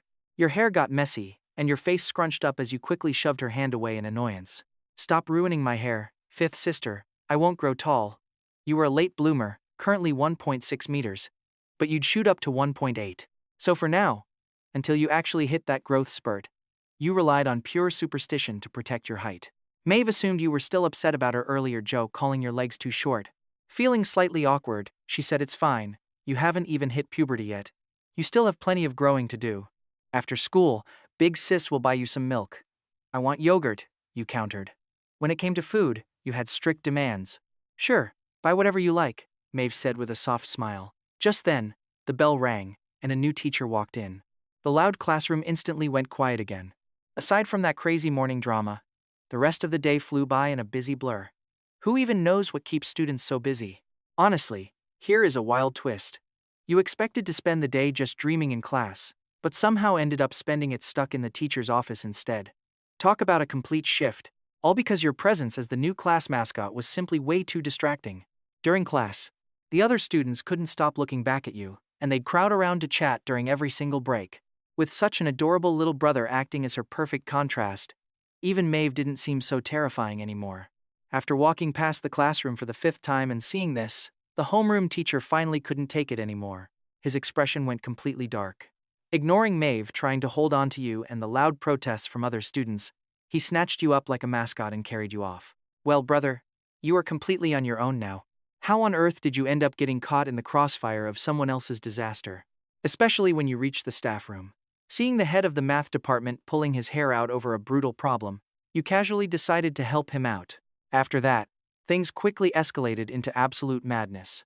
You ended up sitting there, completely surrounded by teachers from literally every single subject. From afar, it looked like a meeting of genius minds, but up close, it was a wild battle for your favor. "Come over here, little genius, and check out this physics problem. Do you see any easier way to solve this? What is wrong with you physics teachers? Didn't our math department claim him first? Oh please, get lost, and let us have our turn. Since the gloves are officially off now, do not even think about blaming us. Check this out, the math department literally starts deploying spicy snack strips to win you over. You even know how to solve official civil service exams. Are you seriously only 14 years old? What is wrong with kids these days? Hurry up and share your secrets so your teacher can actually pass this test. After class, several reps from Class 3 and other rooms walked into the office to drop off some paperwork. They spotted the chaos and peered in out of curiosity, only to leave looking completely traumatized. Their classmates said that when they got back, they practically radiated pure despair. I am honestly so done with this life where I am dumber than both the old and the young. Maeve went to peek inside, and her brain completely short-circuited. She wanted to rush in and save her little brother, but the other teachers told her to go play outside. Even though she was usually pretty wild, she was still the teacher's favorite. Yet suddenly, Maeve felt totally invisible and cast aside. She finally managed to nervously survive until the final bell rang. After grabbing an excuse to pull her brother out, she endured another heavy round of intense stares from the staff. They looked exactly like disapproving parents staring down a rebellious, clueless punk standing right outside their door. She had officially become the nagging person she despised, warning you not to take things from random strangers. She says we can let it go since they are teachers, but the world is full of traps and scammers. You let your guard down completely. After school, Maeve walked you back toward the villa. Unlike last time when you both drove, she wanted to show you the route on foot just in case anything went wrong in the future. You could easily find your way to her place. It was only a 10-minute walk, and your arms were completely piled high with snacks from the teachers. Hearing this, you handed her some spicy snacks, telling her you got it and inviting her to eat together. Snacks are great for dinner anyway. It saves ordering takeout, and we can just crash as soon as we get back. Are you some kind of couch potato? Maeve asks, completely baffled by your eat and sleep routine. Based on how all the teachers were acting, it was crystal clear that her little brother was a total genius. But get this, his mindset is a total disaster, and Maeve feels it is her duty to fix it. Maeve took some of the snacks, cleared her throat, and told him seriously that he needed to understand something. Opportunities only come to those who are fully prepared, so that when the moment arrives, we can actually seize it. Exactly, you reply. So if there are no opportunities, we should not even bother wasting our time preparing. Hard work guarantees nothing, but slacking off guarantees pure comfort, you say, happily munching on your potato chips. Maeve sighs, telling you she knows exactly what you are trying to pull, and refuses to back down. She lectures you that young people need real values, like setting massive goals and carrying major responsibilities. You simply apologize, and tell her you are sorry for being a complete disappointment. You explain that your entire life is just a beautiful mix of absolute laziness, utter absurdity, and constant emotional breakdowns. Honestly, Maeve feels like she is about to have a breakdown herself. She desperately racks her brain, trying to salvage the lecture by reminding you how cruel the world is. If you do not struggle, the world will crush you. So you look completely serious and tell her you have memorized every single word. You promise to struggle for greatness, making her call you a good boy, before adding that if the world attacks, you have zero capacity to fight back anyway. You would rather just die of cringe, leaving Maeve totally losing her mind next to you. Wondering if she studied so hard, she lost it. You ask what is wrong and threaten to dial 911. Hold on, I'm fine. I just choked on my own spit. The two of you then strolled leisurely all the way home. Right as you reach the villa, a middle-aged guy squatting in the corner playing on his phone suddenly stands up and walks straight toward you. Maeve instinctively shields you behind her, her brows furrowed tight on absolute high alert. What do you want? This slightly balding but friendly-looking guy just pulls 2 pieces of candy out of his pocket. He flashes a warm smile and says, "Hey kids, Uncle has some candy here. Can we chat for a bit?" Your expressions turn completely blank. Maeve points at him with a deadpan face and warns you that this is a classic, textbook, stranger danger trap. In a situation like this, you need to run fast. But since you have me, just ignore him and keep walking. Suddenly, the guy frantically waves his hands. Wait, I'm not a scammer. He is desperately trying to clear his name while Maeve just rolls her eyes. Just as she is about to mock him, asking what kind of scammer actually admits to it, she hears your voice beside her asking, "Are you Director Orson?" The man's eyes instantly light up as he greets you warmly, confirming his identity. Turns out, this guy is a legendary director of international blockbusters, and your second sister Alora owes most of her success to him. He is basically her mentor. Maeve's face completely stiffens as she realizes he is actually legit. You ask him in a weird tone, "So you want to invite me and my second sister to join a family reality show?" "Exactly," he says. But tears start welling up in his eyes as he explains it is not really an invitation. His voice sounds incredibly pitiful, and honestly, seeing a grown man act like this is pretty jarring. He explains that they already signed a contract for this reality show. But your second sister suddenly decided to breach it out of nowhere. She would rather pay a massive penalty than go on stage. The director cries, snot and tears streaming down his face. He wails about how hard he has worked for decades in the film industry, and how tough things are at his age. Since he is about to retire, he just wanted to try directing a variety show for once. But his star disciple chose this exact moment to be rebellious, claiming she cannot do it because she does not have a kid in her family. What nonsense, he snaps. If she does not have a kid, I would literally lend her my own grandson. Besides, she clearly has a younger brother, which is why director Orson's gaze suddenly locks right onto you. He is not speaking, but his eyes say everything. He wants you on that show. Honestly, that begging look on his face is just completely unbearable. It makes your scalp tingle just being stared at with that much intense, raw desperation. Before you can even say a word, the old man turns away with tears streaming. Fine, just go, do not mind me. Even though I am so incredibly heartbroken, I could just die. It is fine. I do not want to be your burden. Just go, abandon me. Maeve stands there with her arms crossed, grinding her teeth in pure annoyance at this performance. To her, absolutely everything coming out of this man's mouth sounds incredibly sketchy. So, do we walk away here, or actually stay? Hearing this ridiculously familiar tone, you realize Old Man Orson is a literal grandmaster of guilt-tripping manipulative arts. Apparently he was like this when he was young, but now his dramatic guilt trips are so strong they are giving you a headache. Talk about an eye-opening experience.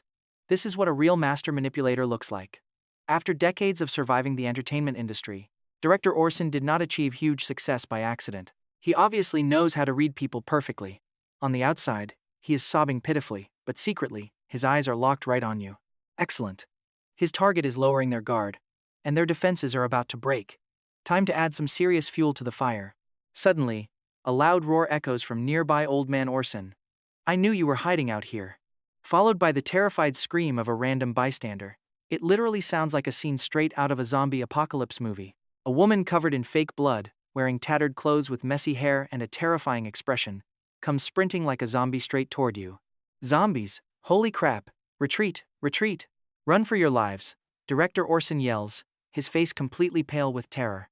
Maeve instantly hoists you onto her shoulder and bolts, while the zombie woman screams, wait, come back, it's me. Alora screams at Maeve, who is running so insanely fast she is leaving after images. Hearing her voice, the two of you turn back. Maeve looks her up and down, asking Alora, we haven't seen you in days. Why do you look so absolutely ragged? Annoyed at being called out, Alora grumbles that she is just tired of lead roles and wants to expand her acting range. I want to play a background extra. Any issues? Absolutely not, Maeve replied incredibly bluntly. Weren't you totally obsessed with chasing some guy? How do you have the free time to play a random zombie? Just then, director Orson leaned over. Actually, that's not what happened at all. She said she was super stressed and needed to play a zombie to relax. Right then, Alora's terrible gut feeling became reality. You nodded in agreement. Yeah, looking at it like that, Alora really has been pushed to her limit lately. It's true, if you don't blow off steam, you end up going completely crazy instead. Poor Alora. Honestly, I'm not about to tell Maeve the brutal truth that her sister's perfect crush is actually a total scam artist who stole her cash. Thanks, but my sister's dignity is already completely down the drain. Alora stared blankly at her fifth sister and slowly raised her fist, basically telling her that if she dares laugh, she dies today. Maeve hard-pinched her own leg to stop. She recalled every single sad memory in her life just to block a massive laugh. Keep a straight face, do not break.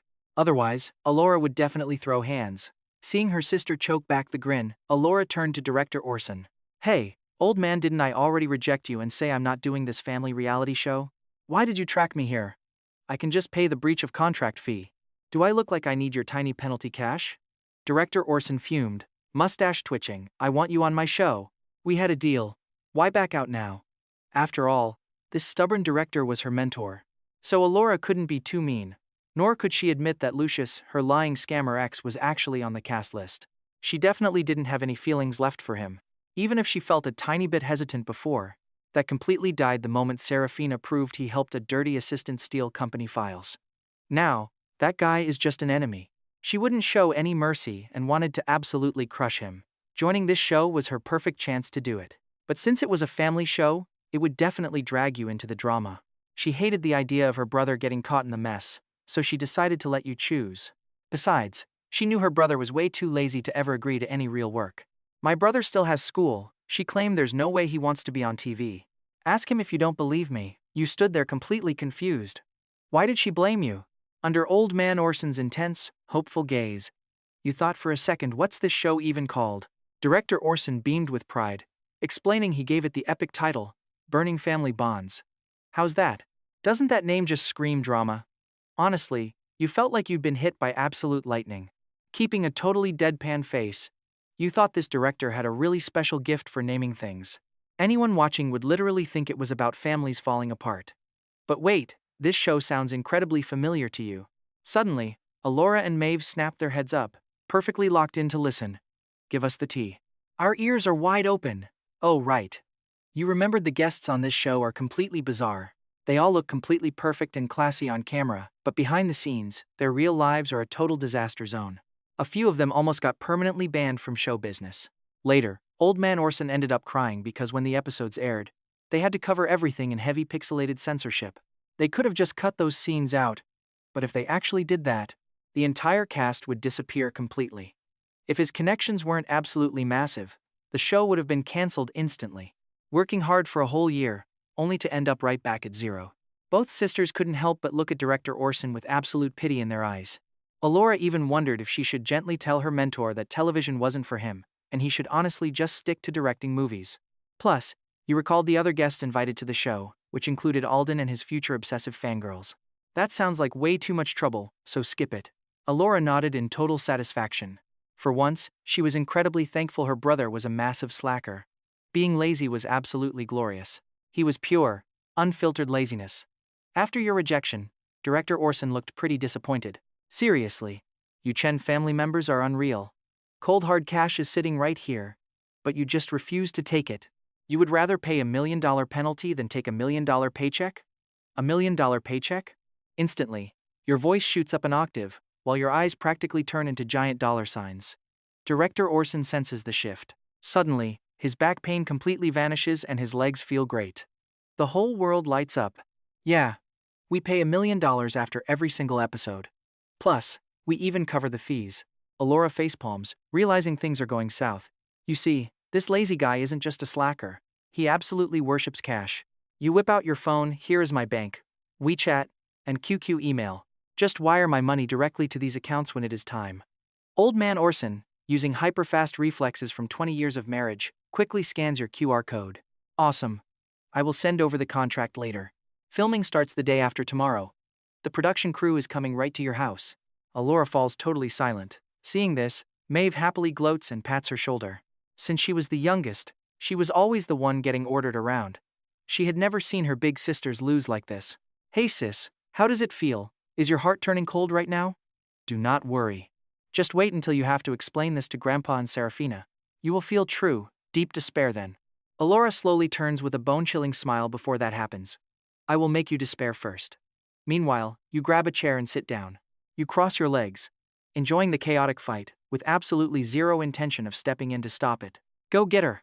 Right then, the old butler arrives carrying some fresh lotus root cakes. He had hitched a ride with Alora since it was on his way, and his earpiece is currently playing Grandpa Silas's voice. I hear a ton of noise over there. Did you find Kaelen and the fifth sister? How are they doing?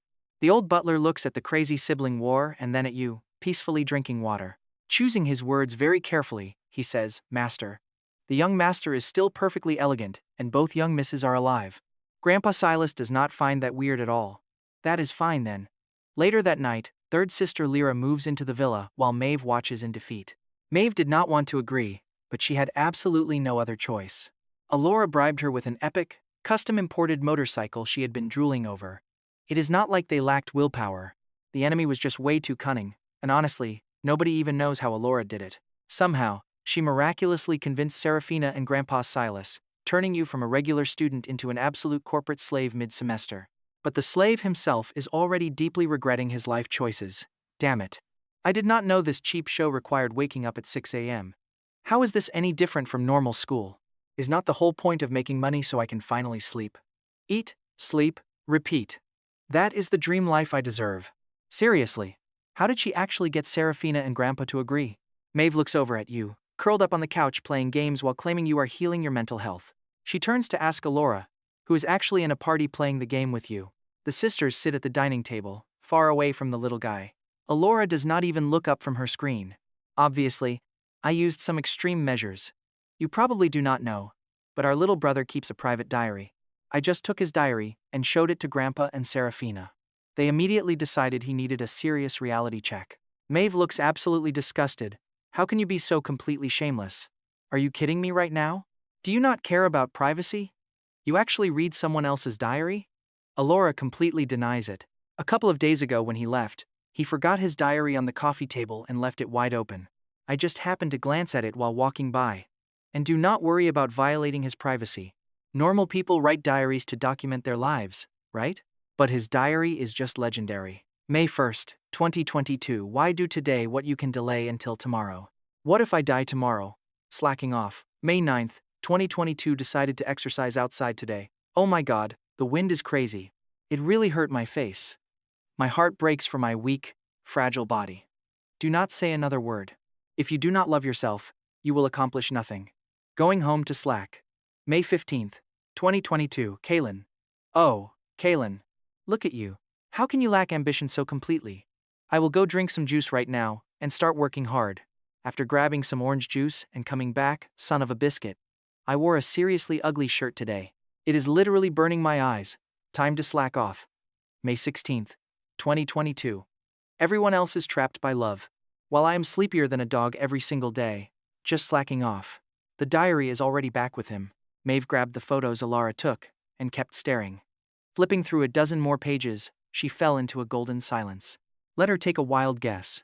Is this diary titled My Grand Exhibition of Slacker Literature or 100 Reasons to Just Give Up? The show starts filming the day after tomorrow. You still had to tag along with Maeve to school for one more day. On the way there, you ran into Briar. Since you went home yesterday, you missed the dorms. Hey little brother Kaelen, have you eaten any breakfast yet? Rubbing your sleepy eyes, you explain that fifth sister Maeve is taking you to the cafeteria. Meanwhile, Maeve just yawns. Why else would I wake up this early? Briar just stares at the two siblings, feeling totally confused. What is with you guys? Stayed up late gaming.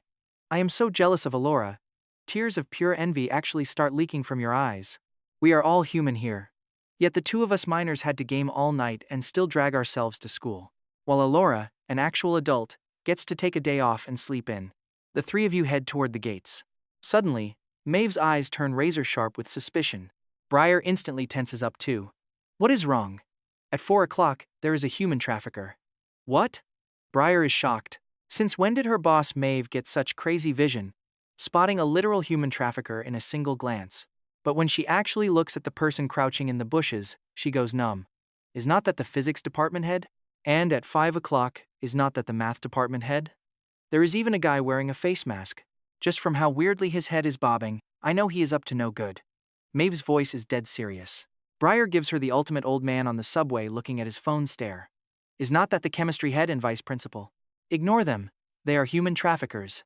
Maeve slips off her backpack and throws it right at Briar. With that, she scoops you up while you are still half asleep, carrying you off like a helpless little chick, sprinting away. Hey, wait for me. Briar has to grab the bags and sprint wildly after them. The three of them run all the way to the high wall behind the school. Staring at the massive wall, Briar's mouth twitches. You have got to be kidding me. Are you sure we are going to school and not skipping? Besides, this wall is way too high. Before she can even finish, a gust of wind blows past.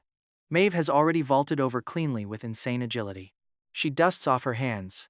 You can come over now. Even if you say that, I cannot. Suddenly, Maeve sounds like she discovered something. Hey, is not that your crush? Maeve asks, turning her head. Briar already vaults over like a total pro, elegantly flipping her hair. I was totally just joking with you earlier. It was not actually that hard. Where is my crush? Maeve cannot be bothered. She ruthlessly says, I lied to you. Then she shouts back over the wall. Little brother, jump on over. I will catch you. That is right, do not worry, I will catch you.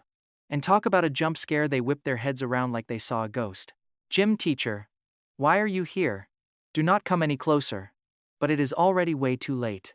Hearing their voices, you find a spot, vault over the wall, and fall straight into a pair of massive arms. You and the 2-meter-tall gym teacher stare at each other in awkward silence, your head full of question marks. Briar and Maeve watch helplessly as you are thrown over a shoulder and carried off. Maeve is absolutely flabbergasted. Holy crap, are you guys bandits? Even the gym teacher is coming out to snatch people. Meanwhile, from the window of a fifth-floor office, the head of the biology department watches everything through binoculars, her red lips parting slightly. As expected of my husband. What tier do you amateurs think you are in? Trying to steal people from me is simply the biggest joke in the world. She turns and looks smugly at the other department heads. We had a deal, you know. No one is allowed to disturb us this morning. With that, she turns to the teachers in her own department. We will continue that topic about cells this morning. The teachers cheer, calling her department head truly 666 and awesome. That cunning generation has finally grown up. The other departments complain, damn it. They actually called for outside backup. Cheer up, Maeve. In novels, stealing students is highly illegal and absolutely lethal. In reality, poaching students is legal but totally unhinged. Look on the bright side, we are still incredibly young. Briar patted Maeve's back sympathetically. Having lost her little brother to another class, Maeve felt terrible. Worse still, the teachers qualified for the gold class all had insanely powerful backgrounds. She could not even complain about it.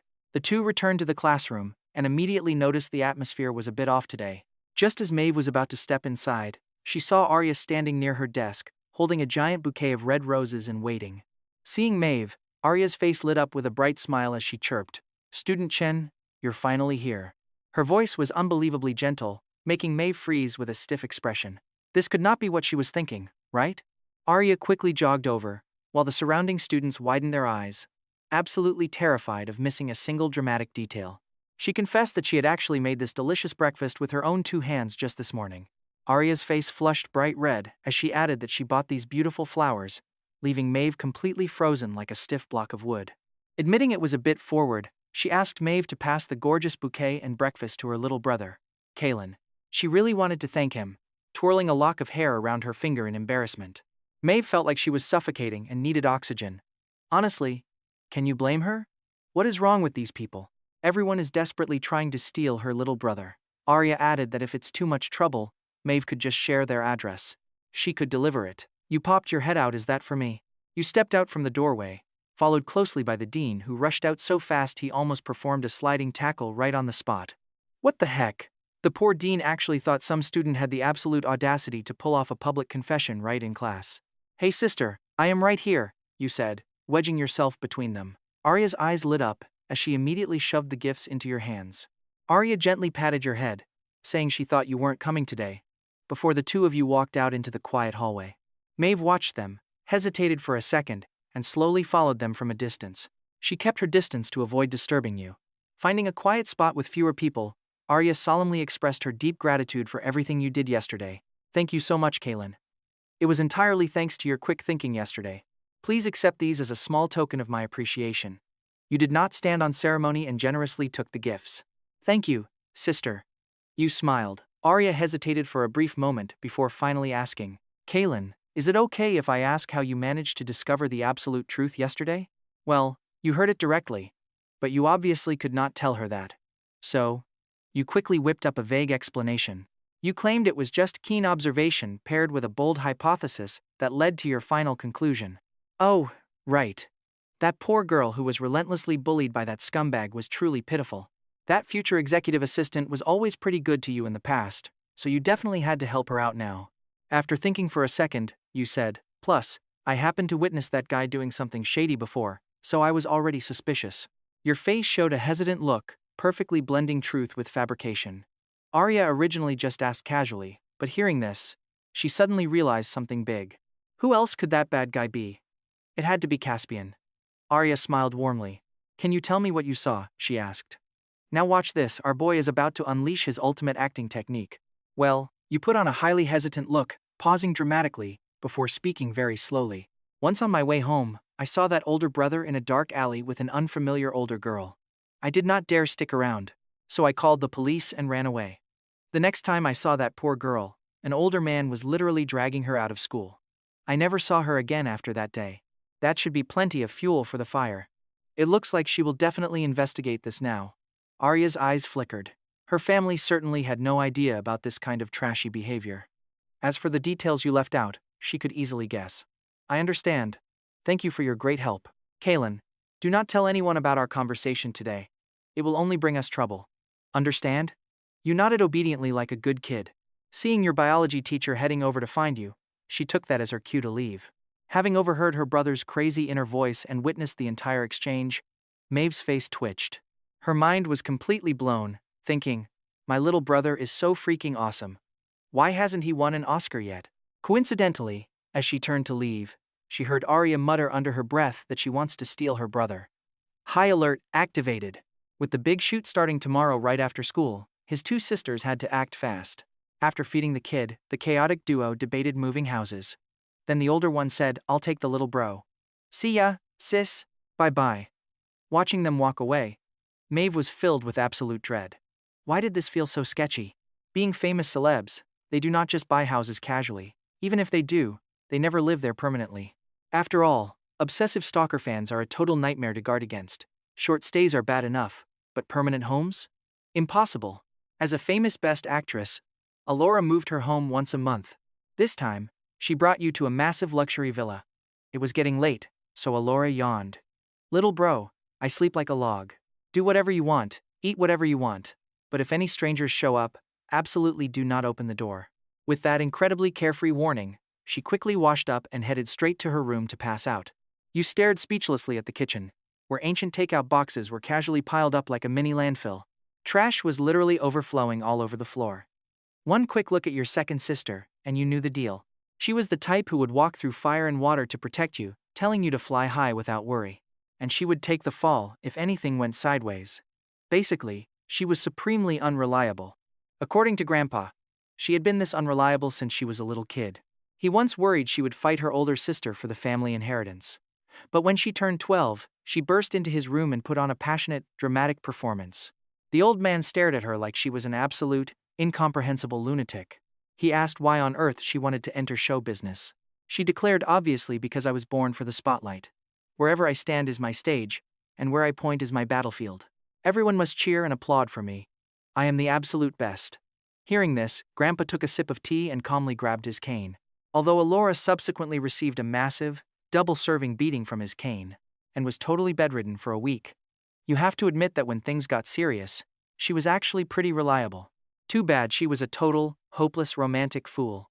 You turned around in confusion, only to jump back in absolute terror. Why are you standing behind me making no sound, sis? Alora calmly picked up a plastic cup that had dropped onto the floor. Smiling, she said it was nothing. She just wanted to cringe so hard she could carve a whole apartment with her toes.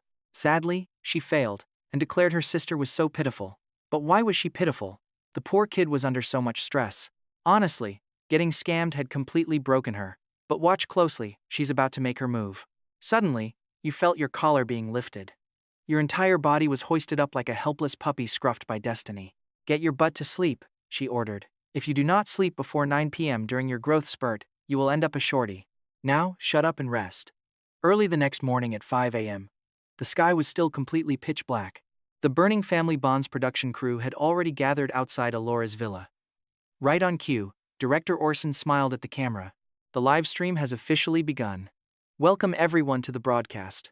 Right now, it is currently 5 a.m. on the dot. We are running a surprise test called Do Not Open the Door for Strangers.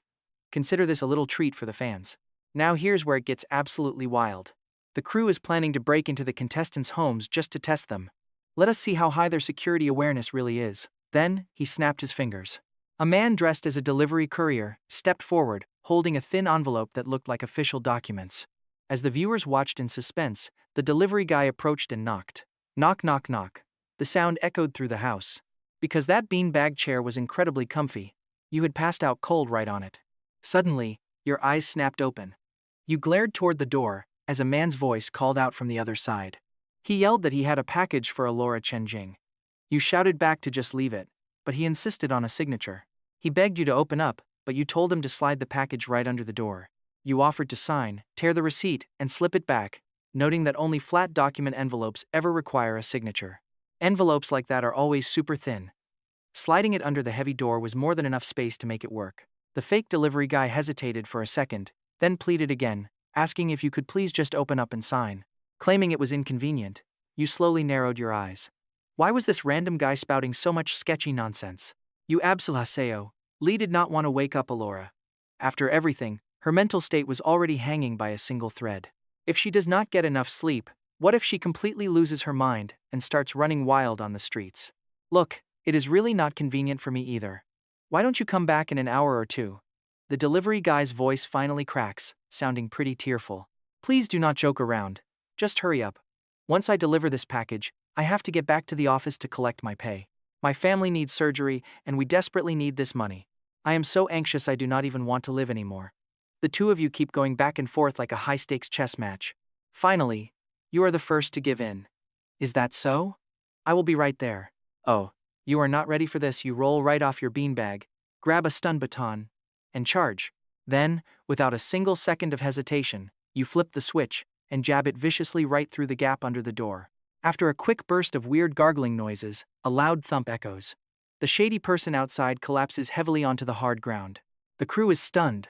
The live stream chat goes crazy. You cleanly retract the baton and say pretty suavely blasting the AC makes you sick, but talking too much nonsense costs you your life. Since you do not want to live anymore, let me help you on your way. Walk the night long enough, and you are bound to meet a ghost. The delivery guy is completely traumatized. Lying face down on the floor, he raises a single, trembling finger. Are you a demon? You did not even look at me before zapping me. Right as he finishes speaking, he feels a cold sensation between his eyebrows. The freezing metal tip of your stun baton presses hard against his forehead from under the door. Time for round 2. You cleanly deliver the final blow, waiting until the outside goes dead silent again. Loving you is a language, but zapping you takes no words at all. Crew, call a medic. The chat reacts. I have lived a long life, but I have never seen a living Grim Reaper. Hearing the chaos outside, you do not panic one bit. It is probably some gang operation trying to scam me with a fake delivery routine. In my past lives, after my second sister's reputation was ruined by fake scandals, God knows how many different threats I had to handle for her. This cheap delivery trick has been played to death by her anti-fans. Besides, my second sister has a very specific habit. She never uses her real address. No matter how urgent it is, she always uses her manager's place for important documents. Her manager receives them. Fan gifts, manager receives them. Cruel insults and hate mail, the manager gets them all. Threats and intimidation, her manager receives them. Stalker fans breaking in? Her manager receives them too. Third sister's manager is basically the chief poison tester of this wild world. Knowing all this, whoever is outside is definitely up to no good. Up next, I should probably deliver this nice little gift straight to the police. Alora was just sleeping heavily, not actually dead. Still, the loud racket outside wakes her up, and she stumbles over looking completely disheveled. Her eyes are super blurry as she asks what happened. Hearing this, you spin around with the stun baton, ready to explain. Alora suddenly feels a freezing sensation on her chest as a long metal rod pokes squarely into her body. Immediately after that, you catch Alora just a hair's breadth before she completely collapses onto the hard floor. Her whole body is tingling and completely numb. It takes her several seconds to gasp out, "Are you trying to murder your own sister? Was stabbing me once not enough? You just had to use this cheap method to finish me off?" "No, I didn't. I just finished zapping someone and did not have time to turn off the switch yet," you explain with an embarrassed smile. "Sister, I literally just helped you dispose of some shady guy with malicious intentions." "A guy with malicious intentions?" she asks. Watch what happens next. Alora opens the door, steps out, and is suddenly hit with an explosive shout. "Spare his life!" Alora instinctively yanks her foot back, only to find a seemingly lifeless body sprawled right at her doorstep. Holy crap, who is this dying at my front door? This is seriously some terrible luck. The production crew watches as, after a storm of chaotic explanations, Alora finally understands what on earth is going on here. She looks at Director Orson with a highly amused expression, asking if they passed the mission. Director Orson nervously wipes his sweat. "Yes, you passed." The poor guy was almost assassinated. "Forget protecting yourselves. Even the bad guys are in mortal danger around you." Director Orson shoots Alora a highly meaningful look now that the proper atmosphere is perfectly set up. "So, could our best actress, Chen, please introduce the special guest she brought to the show?" Alora nods, giving a simple introduction. "This is my little brother, Kaelen." Immediately, tons of Alora's hardcore fans flood the live stream chat. Some love her so much, they extend that love directly to you, using a massive filter. Others simply refuse to accept reality. But without exception, Everyone is absolutely dying to see how this mysterious young master will handle his first public appearance. Finally, the door swings completely open. You are wearing your formal suit neatly and perfectly. Alara only caught a quick glance earlier, but looking closer now, she realizes you slept in your clothes. How are you still wearing yesterday's outfit? Did you seriously never take it off? Talk about single-handedly making everyone keep their distance from you. You just sit calmly at the dining table, sipping water, casually resting one arm on the chair and crossing your legs. Your eyes are barely staying open, and that messy bedhead on top of your head bobs lazily up and down as you nod off in pure exhaustion, looking like you might pass out at any second. Under Alara's strict demands, you finally go change into a new outfit. She can't deal with you, complaining that second sister is being completely unreasonable. Why do school uniforms not count as formal wear? We need justice for uniforms, because let's face it, you were just too lazy to look for clothes. If being a slacker was a cultivation realm, you would already be a god. Now, the real fun begins. Everyone piles onto the bus to head over to the first filming spot. This is the very first time all the guests are meeting.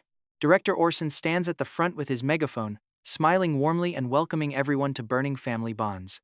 He suggests starting off with some quick introductions, showing off a cast with a balanced 4-to-4 configuration. These are all major stars in the entertainment industry, and the live chat is already going wild. Starting in order of popularity, the introductions begin, and Alora takes the lead.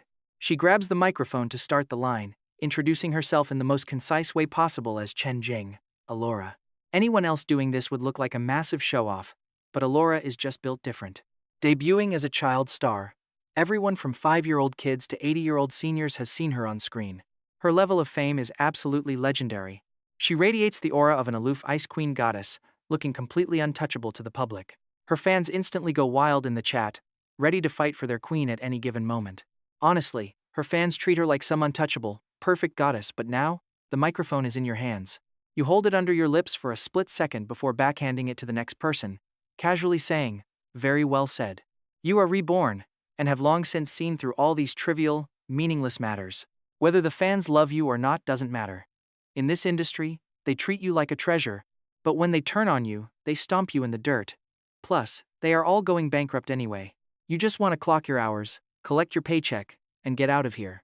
You just need to save money now, so that when you are collecting trash for a living later, you can afford to sleep in." Jasper sits next to you and takes the microphone, looking completely bewildered and smiling sheepishly. He admits he gets stiff on streams, introducing himself as Jasper, alongside his little sister, Chloe. The adorable little girl in a princess dress tells him not to be nervous, immediately grabbing the microphone right out of his hand. She introduces herself as Chloe and proudly says this is the older brother she brought along. She playfully asks if he is handsome, calling him innocent and hoping to find a future sister-in-law before the show ends. Jasper's entire face flushes bright red, looking like he is completely ready to die of embarrassment. As the chat explodes with laughter, pop diva Vivian smiles and waves to the camera.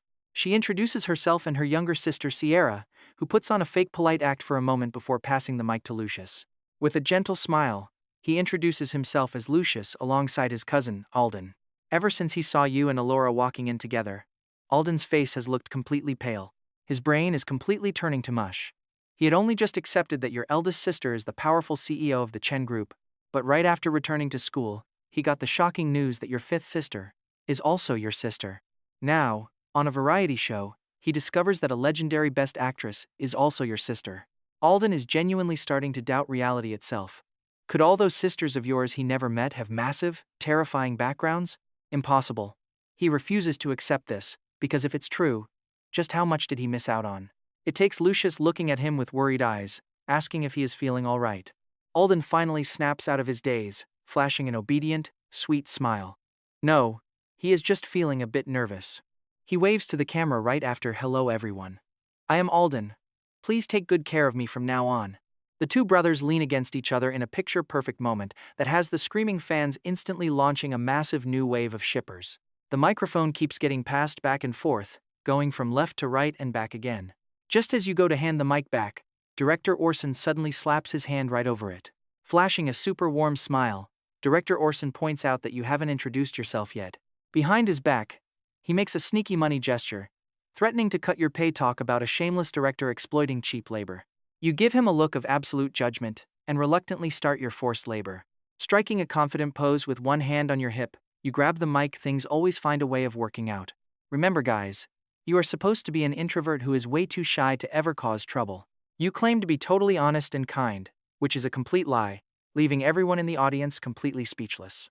You calmly pass the microphone back to the frozen director, and just like that, the bus ride turns into a flight. After a long, exhausting journey, the entire group finally makes it all the way from Shanghai to Beijing. For this trip, the crew is housing everyone in a classic, traditional Beijing courtyard home. With rooms in every direction assigned by drawing lots, you already know your luck is absolutely nothing to brag about. But luckily for you, your sister Alora stands out among the siblings. As long as she drops her pride, she is unstoppable, drawing the north room where your luggage is already waiting. Everything is split into the vans over there, so just grab it following the staff instructions. Everyone rushes to grab their bags, while you immediately ask your sister for some jelly. You ask her to open her blue suitcase later, leaving Alora completely baffled as to when you snuck it in. Seriously, when did you even do that without her noticing? You look completely innocent and confess that snacks are only a small part. Your tablet, cards, and pillow are in there too. Bottom line, you can survive without food, but you can never leave home without your electronic devices. Wait, what? Is this why your entire luggage is just one single, raggedy cloth tote bag? Alora stares down in utter disbelief at the tiny cloth bag you are holding. She was literally just wondering how you could possibly travel this light, even if their family reality show does not require wild wilderness survival. Well, look at that, turns out all of your stuff is packed in her suitcase, completely without her knowing. You just raise your hands to form a massive heart shape right at her. Your ultimate slacker rule says it all: exert less effort to get more done. Or better yet, exert zero effort. In a perfect world, you just let others do the work for you, but Alora cold-heartedly shatters your heart gesture with a swift wave. Telling you it won't work, she threatens to confiscate your tablet before pulling open the van door. Grandpa is sitting right there, asking her if this is really how she takes care of her younger brother. Alora slams the car door shut, turning around to press her back against it while catching her breath in pure shock. She definitely opened that door the wrong way. Instantly regretting her life choices and her earlier attitude, she starts desperately calling out for her little brother. Begging for your help, she watches you set down your bag and slowly stroll out to see what is happening. Alora looks like she is in the middle of a high-stakes escape game, completely panicking to find a way out. Before you can even react, your feet leave the floor as Alora sweeps you up and starts sprinting away. She screams that there is no time to waste, and they need to get into the production vehicle right now. They can grab the bags later. Besides, being hoisted off the ground is starting to feel way too familiar anyway. It seems everyone just loves carrying you away, but you let go of the grudge in a split second. I mean, you can't even blame him for embracing the slacker life since being carried means zero walking. Once everyone gets their luggage sorted out, they hop back on the bus, with director Orson announcing the launch of their very first episode. They are heading out to see some iconic Beijing architecture, specifically visiting the famous home of calligraphy master Mr. Orion. For this trip, they even flew in the legendary Mr. Orion himself for a personal guided tour. Hearing that name, Lyra felt incredibly familiar with it. That was when your inner voice echoed right in her ears. Wait, Orion? Isn't that the exact alias second grandpa uses out in public? His actual name is Chen Mo, but gotta admit, the fancy stage name sounds pretty high class. Alora had a sudden moment of clarity. No wonder it sounded so recognizable. It was second grandpa all along. Just then, the tour bus pulled up and everyone got off. Right outside the massive estate stood a super lively old man rocking a sharp, custom-tailored suit. Simply standing there, he radiated this powerful energy you could not look away from as he welcomed everyone to his massive home. He announced he would be their personal guide, flashing a warm grin that made him look way more friendly and approachable. Walking them inside, he proudly started showing off the place, mentioning it was just one of his many properties in Beijing. He admitted it was not his biggest house, but he absolutely loved the style, adding it spans 1,500 square meters. It features 7 bedrooms, 6 kitchens, 24 bathrooms, a library with a stained glass dome ceiling, and even a custom lake. This guy is filthy rich, which was basically what everyone was screaming internally. Next, he proudly showed off his favorite spot, his massive calligraphy collection room. Chuckling, Orion swung the doors open to reveal a massive hallway lined with incredible calligraphy, showing his progress from sloppy childhood lines to absolute masterwork. Watching his entire life journey unfold on the walls was breathtaking, forcing Alden to gasp in total awe and admiration. Looking at Grandpa Orion with starstruck eyes, he asked in a deeply respectful voice. He wanted to know how long a single piece of calligraphy takes, making Orion laugh and say it is pretty hard to tell. Sometimes it takes just 10 minutes, other times a few days, which made the kid ask how many hours he practices daily. Orion replied, at least 8. Alden praised him, saying how amazing that was, but Orion just nodded, completely cool and used to the compliments. Seeing how the kid kept pushing for more chat, Orion instantly realized he was trying to cling to him for attention. Decades in high society taught him exactly what this was. In the entertainment world, they call it pure clout chasing. He was not having it at all, so he made a quick excuse and walked away. Alden did not want to push his luck and annoy such a powerful elder. So despite his frustration, he read the room and walked away. Now check this out. In the blink of an eye, that same old man casually glides right over to your side. Grandpa Orion leaned closer, pointing his chin toward Alora to ask how she liked it, and she nodded without a single doubt. She said it was pretty nice, but he asked if her grandpa's was better. Alora helplessly rubbed her temples and secretly turned off her mic, asking if he was still holding a grudge against her grandfather. She asked why on earth their relationship was so terrible when they had been fighting for literally decades. Instantly losing interest, Orion waved his hand to dismiss the drama, but right as he went to brush her off, a strange voice echoed in his ear. That is, of course, because second grandpa is a wildly competitive Chinese man, making Grandpa Orion freeze completely in his tracks. His eyes snapped directly to the source of the voice. But look at you, totally clueless, deeply lost in your own gossiping thoughts. To be honest, second grandpa's life was actually pretty tragic. He spent his entire life competing against grandpa, only to lose every single time. Seriously, these two brothers have been at war since they were in the womb. Right from birth, second grandpa was skinny as a monkey, while grandpa was chubby with big ears. At school, they competed in grades, and yet second grandpa was always the eternal runner-up. Whenever report cards came home, great-grandpa and great-grandma would constantly tell second grandpa to learn from his big brother. And the thing is, grandpa was an absolute menace. Knowing he beat his brother, he would literally wave his perfect test score and rub it right in second grandpa's face. He would strip off his shirt, tape the paper to his bare chest, and perform a wild tribal campfire victory dance. Alora stood there completely speechless. What absolute level of trolling is that? Grandpa was such a bully, and Orion was clearly reliving that exact humiliating memory right now. His face flushed bright red. Not because he was embarrassed, but from pure, unadulterated rage. Honestly, his low blood pressure was instantly cured by sheer anger. Meanwhile, you clicked your tongue in amusement at the gossip. Since Grandpa chose university, a second grandpa had to choose University W. No matter what, they had to do the exact opposite. After second, Grandpa clawed his way into society, worked like crazy, and became a top corporate executive, thinking he could finally crush Grandpa in their career battle. He found out on a bright, sunny day, his heart absolutely pumping with excitement. He finally met that incredibly low-key chairman who started the whole company, only to hear him say, "You are here, little bro." Right then, Alora felt like she was about to spit blood. Oh, wait, it is just second grandpa. Then it is totally fine. At this moment, Grandpa Orion finally recognizes you standing there. This must be the kid who just came back. For a split second, he feels like this kid knows way too much. Should he just silence him permanently? Lyra quickly steps in front to shield you, her eyes darting around. Second grandpa, please calm down. We live in a peaceful society now. But second grandpa just lets out a sharp, ear-piercing scream right there. Realizing he cannot win, he decides to pivot.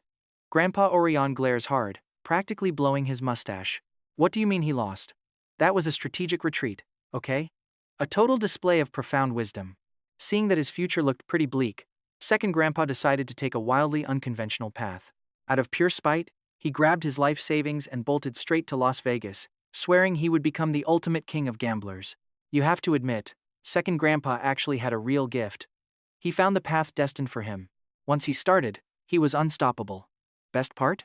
That burning desire to beat grandpa kept him from getting addicted. After stacking enough cash, he ran off to Macau to open casinos. A few wild moves later, he made an absolute fortune. But when he compared his new pile of cash to the Chen group, he realized they were still roughly equal. His mental state completely collapsed again. Honestly, you and I cannot help but laugh. Here, is that a bit unkind? Please do not laugh. Alora slapped her own thigh, holding it in so hard she was practically suffering internal injuries. Grandpa Orion shoots him a death stare. Since he could not win in business, he started competing with kids. Second, Grandpa refused to get married legally, took in several wives, and ended up having a ton of kids. He figured this would secure his victory. After all, Grandpa Orion only had one single son. But who could expect his scumbag son would leave a wild trail of romance everywhere, sending descendant after descendant to Grandpa like a clearance sale? Keep in mind, second Grandpa only has one single grandson. Thinking about it now, Did my scumbag dad learn his habit of completely avoiding legal marriage from second grandpa himself? You scrunch up your nose, complaining internally. But then again, they are pretty different. Every single wife second grandpa had was gorgeous, and they only wanted his kids. They did not want him as a husband. And second grandpa was actually pretty handsome when he was young. Every single time, he was the one getting scammed for his looks and feelings, then forced to take responsibility. Talk about having a truly one-of-a-kind luck. He spent his whole life searching for true love, only to realize every single woman wanted his money or his body. Alora never expected the older generation to have such a wild love life. This gossip is insane. No wonder his family is so peaceful. Turns out his family status is incredibly low. She actually thought he was the player. Who knew his wives were the ones playing him? Now that is a plot twist you definitely did not see coming. Alora cannot help but steal a glance at his face. It is a complete kaleidoscope of embarrassment. Completely oblivious to the tension between those two, you just keep dropping massive bombshells. Later, back on the mainland, second grandpa discovered that Grandpa Orion picked up a new hobby: calligraphy. Naturally, he started intensely studying it too. But who knew Grandpa Orion's interest would only last for 3 minutes? The moment he learned to write beautifully, Grandpa Orion dropped the hobby entirely. Talk about an awkward situation. Actually, the main issue was that second grandpa was just being stubborn. Grandpa Orion never even took him seriously. All those troll moves were probably just pure, friendly teasing. Honestly, is not that way more tragic? I treat you as my ultimate rival, and you do not even consider me a threat? His entire life is basically a tragic battle against a giant troll. Today, Alora truly learned the meaning of an incredibly wild, eye-opening experience. It was a total shock. But while she is absolutely full of gossip, a much bigger problem is now staring them down. Do they have to take turns keeping one eye open tonight? Grandpa, Orion, and Alora lock eyes. Having run the world for so many years, if he still could not grasp the situation, he would be a total idiot. This girl can definitely hear the little guy's thoughts too. Excuse me, is it okay to interrupt for a second? A cautious voice suddenly chimes in. Grandpa Orion slowly turns his head, only for Director Orson to point right at the guests behind him. Director Orson announces they are done with the calligraphy corridor and can finally move to the next spot. Worried Orion is exhausted, the director quickly adds a thoughtful alternative. If Mr. Orion has other things to handle, their crew actually found another guide who knows the entire layout and can show them around. Orion is completely drained, but he insists on staying to show them the very last spot before he makes his exit. When Orion asks who this mystery guide is, a figure suddenly steps out from behind the massive camera crew. Oh man, the second he steps out, everyone's face completely drops. Behind the scenes, Alora quietly whispers to Grandpa Orion that the entire family can actually hear your inner thoughts. She prays his acting is top-notch, hoping he won't slip up and get them caught by you. When it comes to poker faces, Orion is 10 out of 10 confident, since he literally ran the tables back in Las Vegas. One tiny slip-up at a high-stakes table means losing millions, so he knows how to keep a straight face. His legendary acting skills are no joke, but the moment he locks eyes with this new guide, his heart drops straight into his stomach. Lyra just stands there, face full of pure, helpless despair. You are losing your mind, but since cameras are rolling, you have to scream silently in your own head instead. Why on earth is Grandpa here? He strolls out with absolute, casual confidence, looking every bit as powerful and intimidating as Grandpa Orion. His actual goal? Devouring all the juicy drama, of course. Ever since he realized explosive secrets follow you everywhere, his quiet life at home has felt completely boring and tasteless. He was bored. Literally dying of boredom doing absolutely nothing. So when he heard you were joining a reality show at your second brother's place, he knew he had to go. He immediately ran over to volunteer, and since his eldest granddaughter is the show's investor, the crew couldn't possibly say no. He never expected to get slapped with such massive, boiling hot tea immediately. He has always lived by the low-key strategy of playing dumb to catch his prey, which explains why he acts so incredibly casual. Director Orson knows exactly who this old man is but keeps his mouth shut, leaving the other guests completely clueless. They assume he is just some local hired as a guide, and even the live stream viewers cannot dig up his past. Nobody suspects a thing. But Grandpa Orion? He is seriously about to lose his cool right now. He wants to point right at the guy's face and ask what he is doing here, but Grandpa seems to anticipate his anger. Just as Grandpa opens his mouth to make up a quick excuse, get ready for this. Both of them suddenly hear your inner thoughts, asking if Grandpa is here to tip off second grandpa. Does he already know that second grandpa's youngest wife is secretly sleeping with his own grandson? Orion nearly chokes. It gets stuck. How could his wife actually be cheating on him right under his nose? To make it worse, the guy she is sleeping with is his very own grandson, which is totally unacceptable. Realizing what is happening, he whips around with a razor-sharp glare, locking eyes with Alora and Grandpa. Their eyes are literally glowing with pure excitement as they stare back, but they quickly look away in a guilty, hilarious attempt to look innocent. This piece of calligraphy flows beautifully, just like mountains and rushing rivers. It is very interesting, and Alora, this clean floor is so bright it looks like a mirror, truly excellent. Total hypocrites. But Orion has no time to deal with these two jerks right now. Remembering, he still has a tour to lead, Orion quickly gives a sharp nod to his loyal butler. The butler immediately understands, gesturing for the production crew to follow him since they are done with the calligraphy. Next, he offers to lead them to the Grand Estate's private, miniature greenhouse and botanical garden. It is packed with rare, exotic plants that the master personally brought back from his travels across the globe. They are filled with anticipation. Finding a rare flower on the street is one thing, but inside a billionaire's mansion, these unique plants are basically the equivalent of cold, hard cash. Viewers on the live stream even start joking that they did not tune in just for the messy family drama today. They want to see how the elite actually live. While the guests up front chat loudly, you quietly linger at the very back, maintaining your perfect, unbothered attitude like none of this concerns you. Alora and the two grandpas lagged right behind, walking just a single step ahead of you. You carefully tried to recall the details. According to the original future timeline, second grandpa accidentally finds out his youngest wife is pregnant a year from now, and she is already planning to get an abortion. Around then, he constantly saw his grandson keeping her company and chatting with her. Naturally, he grew pretty suspicious of the two. So, after demanding a DNA test, he discovered this child actually belonged to his very own grandson. He absolutely flew into a thunderous rage. After a brutal interrogation, he finally dragged out the truth. Let me think. How exactly did those two end up in bed together? Strange. Why did Alora and the others suddenly go completely silent? The three of them panicked. You looked up in confusion, only to see Grandpa Orion swiftly throw his arm around Alora's shoulders. With a totally serious face, he pointed at a single blade of grass in the botanical garden. He insisted this is no ordinary weed. Apparently, it is the priceless grass from Wang Wei's poetry, won at an auction after he went through immense trouble to get it.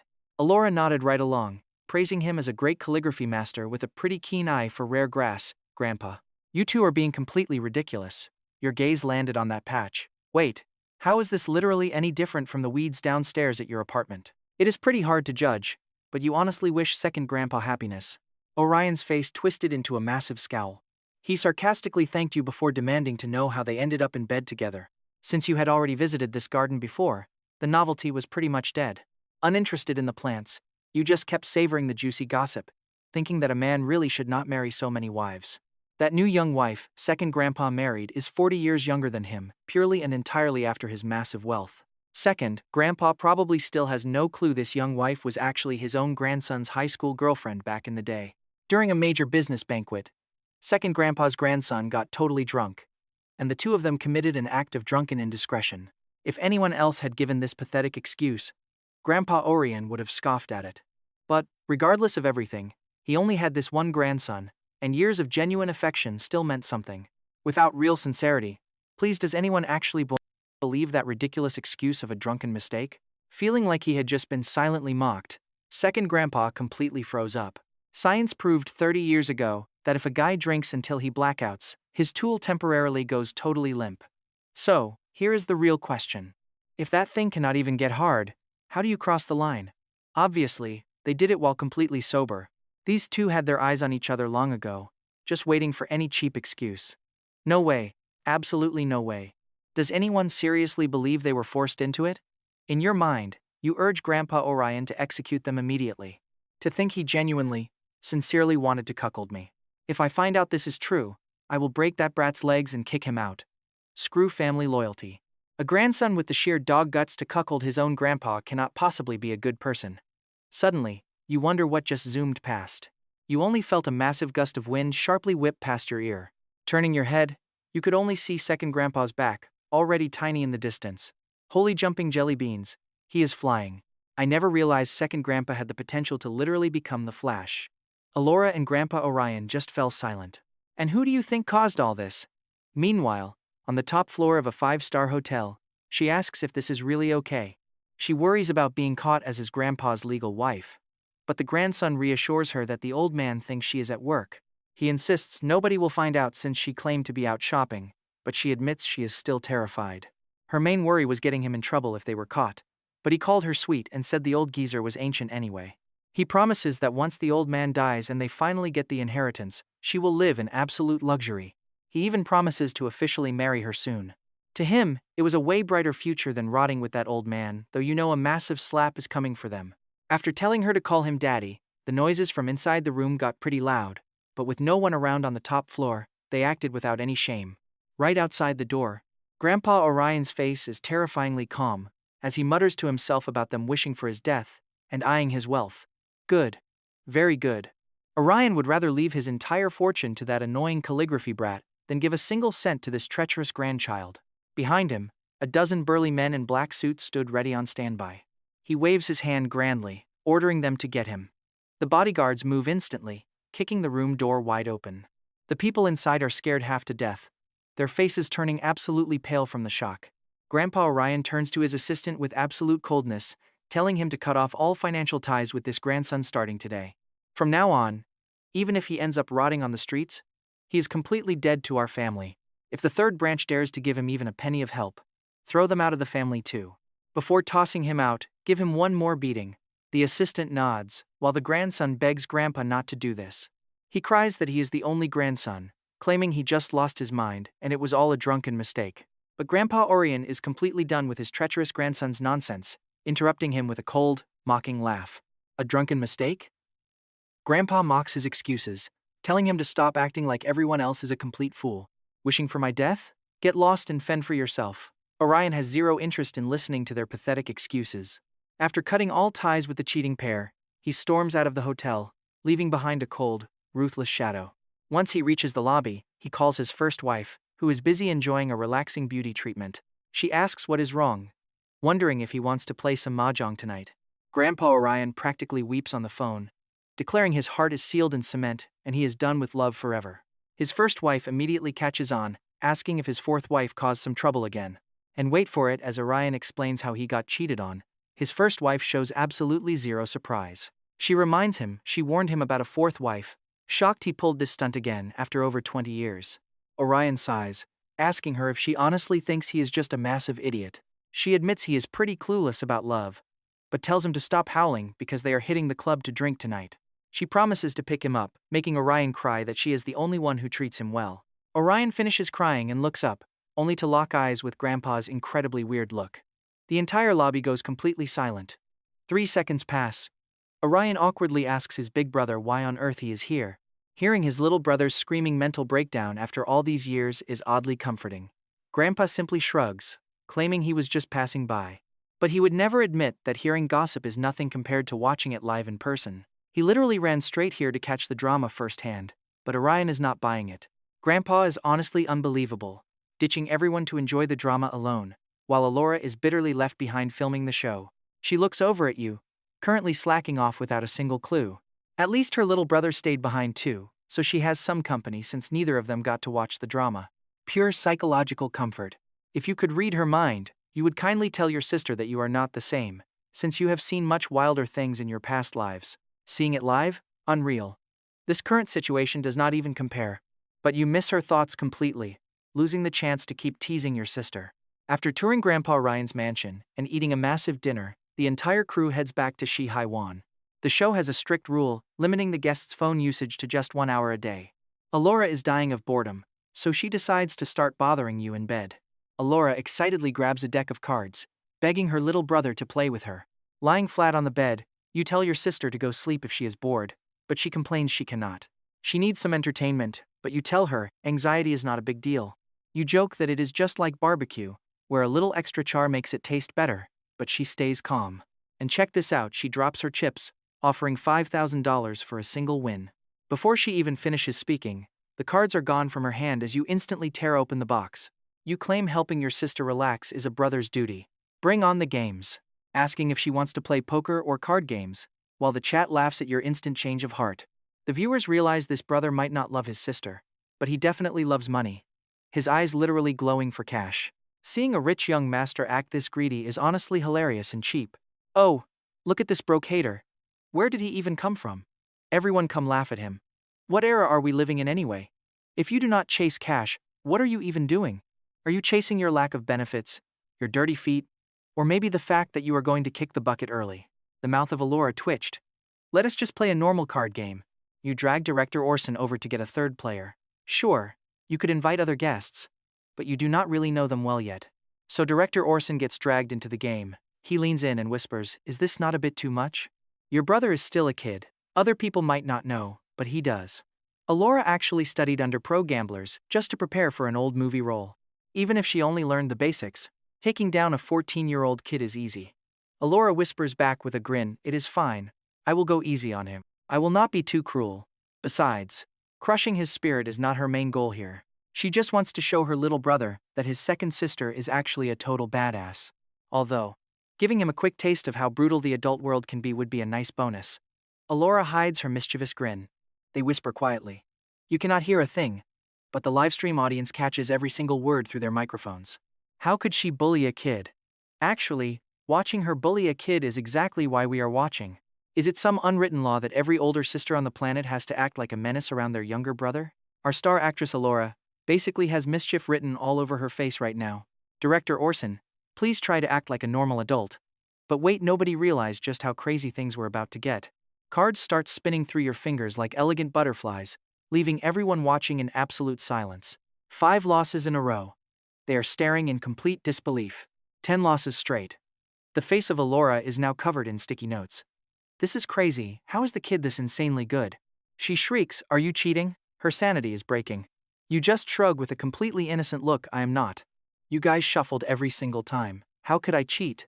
So why do you win every round then?" Allura is completely dumbfounded. You tap your chin. Winning at cards is not just about luck. It is about card counting. Plus, if you look closely, the patterns on the back of each card have tiny differences in thickness. Once I memorize those patterns, I can win every single time without fail. You say this as casually as if you are just talking about the nice weather or grabbing some fries at the park. Allura and Director Orson have no clue, but they are utterly shell-shocked. Honestly, the livestream chat is losing their minds over you, the lazy slacker who suddenly turned into a god. The ultimate flex always uses the most casual words. I rewatched the clip 5 times, and still cannot see him cheating. His play is just incredibly perfect every time. Allura was so cocky at first, but now she looks absolutely tragic. I am switching sides to support the little brother. Little brother is a genius. 10 minutes ago, I thought he was doomed to fail. 10 minutes later, it is indeed a total slaughter. One reliable kid just absolutely destroyed 2 clueless adults. Director Orson originally thought he could easily ride the coattails of Allura to victory. Instead, he quickly dumps his useless student and clings tightly to your leg. Do not be sad, because losing is totally normal. Getting beaten by your own little brother is nothing to feel bad about. Director Orson takes the exact speech he prepared to comfort you and uses it on Allura. Even you feel a bit guilty for winning so much. This was a brutal blow to your second sister. You shimmy over and gently tug her sleeve. Do not be sad, second sister, if it really comes down to it. Allura looks at you, touched. Is he going to let her off the hook? She never expected him to be so sweet. He really is like a warm little fireplace. Before this, she wanted to crush him with a harsh life lesson. Now, she just feels guilty. Do not feel bad at all. The word of a gentleman is final and cannot be taken back by anyone. So, I will give you a 1% discount on your debt. Allura freezes. Her warm little fireplace is broken. While they joke about cards, let us check out the South residence at Shie-wan. Alden and Lucius finish putting on their fake show for the cameras, then quickly exchange a knowing glance. Alden fake coughs a few times. Pretending to grab a simple glass of water, they slip away to a blind spot and quickly take off their microphones. Lucius, are you ready? The timing is pretty much perfect. It is time for us to make our move. Alden smirks confidently. Don't worry, master. I coughed all those times just to set the stage for this exact moment. Lucius starts to smile. I knew bringing you along was the right call. It is finally happening. These two are not cousins at all. They are actually master and disciple, hitting it off right after a chance meeting. In fact, most of the schemes Alden pulled after returning to the Lin family were taught to him by Lucius. Knowing Alden wanted to break into the entertainment industry later, Lucius used this perfect chance to drag him along. Lucius' eyes flash. Originally, he pinned everything on Secretary Vesper, hoping she would steal all the Chen Group assets in one go. But he never expected her scheme to get busted by the Chen family eldest sister so quickly. Now she is running for her life from loan sharks. When it rains, it really pours.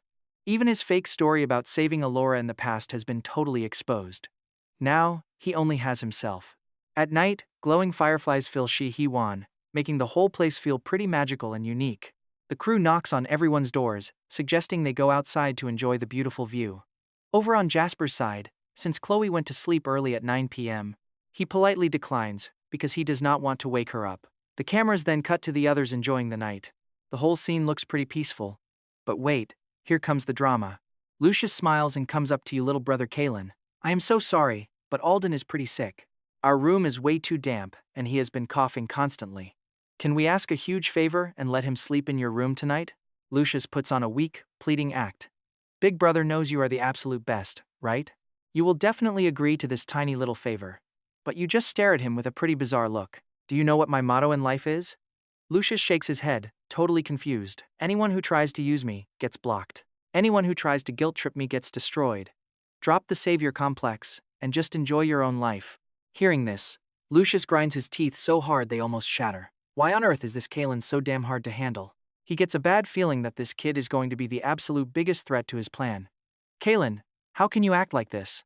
Sierra steps in. Brother Lucius only asked because Alden is sick. He just wanted him to crash with you guys. How can you be so incredibly cold and heartless? At most, you just lose a little space and share your bed. Haven't you ever heard that making sacrifices is a blessing? Sierra keeps standing in front of Alden like a loyal fangirl, her mouth firing off like a rapid machine gun. Oh, so making sacrifices is a blessing? Then I hope you get blessed as deep as the ocean. If you have nothing smart to say, keep your mouth shut. If you are bored, go lick a toilet bowl. That response turns Sierra's face a pretty nasty shade of green. But then, you look straight at her and speak with a totally serious tone. Let me make one more thing clear. When I compliment people, I am probably faking it, but when I roast you, I am 100% serious. After dropping that bomb, you turn your back on them and pull out your phone, acting like you cannot be bothered with them anymore. Sierra's face is completely twisted with rage. Kaelen, do you have any manners at all? Lucius gently pats her shoulder. Do not be like that, he says. Little brother Kaelen is still pretty young. Maybe he is just a bit immature. He plays the nice guy role, hiding daggers behind his soft smile. Watching this unfold, the livestream chat starts blowing up with anger. What kind of attitude is that? Who does he think he is? Without actress Chen, he is absolutely nothing. Poor Lucius, and my heart breaks for Alden. But honestly, the whole situation feels pretty weird. Little brother Kaelen clearly despises Lucius. The entertainment industry is full of shady business anyway. To avoid getting proved wrong, some viewers decide to wait, but others complain he is just plain rude. Meanwhile, you completely ignore all their noise. Alora, on the other hand, lets her face go totally cold. Who are you calling immature? Since when does my little brother need you people standing around judging him? That is not happening. Lucius did not expect the woman he is obsessed with to defend you. Earlier, Alora acted pretty indifferent to your existence. But in a hidden spot away from the cameras, the corners of his lips curl into a smirk. Lucius quickly hides it, looking fragile and pitiful as he speaks to Alora. I did not mean Kaelen was in the wrong at all. It is just that Alden is pretty sick and keeps coughing. I only thought he could crash with you guys for the night. Lucius bit his lip and spoke softly. Sister Chen, I know we had some bad blood, but Alden is innocent. Could you please help watch over him? Alara was about to snap back, asking who the hell he thought he was, when a familiar voice suddenly spoke up right beside her. You patted your pants, shuffled behind her, and immediately pulled out your phone, keeping your distance. Typical. It is the exact same trick. This industry guy has such a dirty heart. He is seriously going to scam Alara all over again. And here's the catch. Whether she says yes or no here, she gets absolutely wrecked. Oh, crap. Alara is about to get played like a fool again. Wait, what do you mean again? That comment completely shattered my soul. Honestly, Alara was starting to feel pity for herself. Just when she thought her heart was made of steel, her little brother would brutally stab her in the gut, proving with cold hard facts that she was just dreaming. Of course, you had no clue you just saved her. You were too busy scrolling through the latest news online. Is it not online yet? Guess Lucius has some brains. He is making sure my second sister does not find out too early. My clueless second sister has no idea she is about to be branded as Lucius's brand new rumored girlfriend. Alara was totally speechless. I only quieted down for a single second. How am I suddenly his rumored girlfriend? Lucius is incredibly toxic for this. But then, You remembered the past. This was right after you returned, back when eldest sister was already locked up in jail. Second sister was totally love-struck then. Alara had no clue the company's downfall was actually tied to Lucius. She honestly thought Secretary Vesper was the sole culprit behind the group's ruin. It seemed like a total accident. That day, you wanted milk tea, so you dragged Alara along. Mid-stroll, you both accidentally walked right into Lucius and Secretary Vesper passionately making out. That was when Alara realized they were secretly sleeping together. After digging deeper, everything clicked for Alara. Furious, she went straight to confront Lucius that exact same night. And that confrontation was exactly what made Lucius decide to throw her under the bus for good. Back then, to bleed every last drop of value out of Alara, what did he do? Oh, right. It is crazy how similar it is to now. Back then, Lucius used my second sister for her endless resources, while already actively planning to dump her later and drain every last bit of life from that love-struck fool. He purposely set up highly suggestive scenes that, on closer look, looked completely harmless. It fooled everyone in the industry into thinking they were dating, which opened massive doors of opportunity for his career. And poor Alora was the only one kept entirely clueless. Using his new connections, he even swiped the keys to Alora's private Yulin villa. Hearing this, Alora's heart leaped. She obviously knew about her villa in Yulin. It sat right by the ocean with gorgeous views and top-notch security. The perfect vacation spot, but she was always way too busy building her career to ever go there, or even think about it. Wait, did this guy seriously just move straight in? Just thinking about that made Alora feel sick. But fortunately, stealing keys is one thing. He still did not dare to move in. Remember, his public image around Alora was built on being strong, independent, and completely unbothered by her wealth. If he walked out of that villa and ran right into Alora, that fake persona would instantly shatter into pieces. Still, he could not just leak his history with the second and third sisters directly to the public. If he did, people would just bash him for making up rumors and trying to desperately cling to someone famous. So, he used a classic diversion strategy to get what he wanted. Create a massive distraction to hit the real target. Suddenly, you felt a surge of drama and played a suspenseful drumbeat sound effect inside your head. Alora clenched her trembling fingers tightly into fists. Fine, think whatever you want. But why are you adding your own background music? Worse yet, she had to listen to your inner thoughts while keeping an eye on Lucius. Seeing her stay quiet and deep in thought, he assumed he was successfully winning Alora over, so he kept talking, spouting pure garbage. He listed reason after reason why Alden staying in the South Room would completely ruin his fragile health. And he was already on reason number 8. He sounded incredibly convincing, as if it were absolute truth. But absolutely nobody was actually listening to him. Alora seemed slightly swayed, offering him a cold, empty nod. And then, without any hesitation, she looked away again. So, hurry up and tell me, little brother, if he runs out of breath later, your sister will have to speak.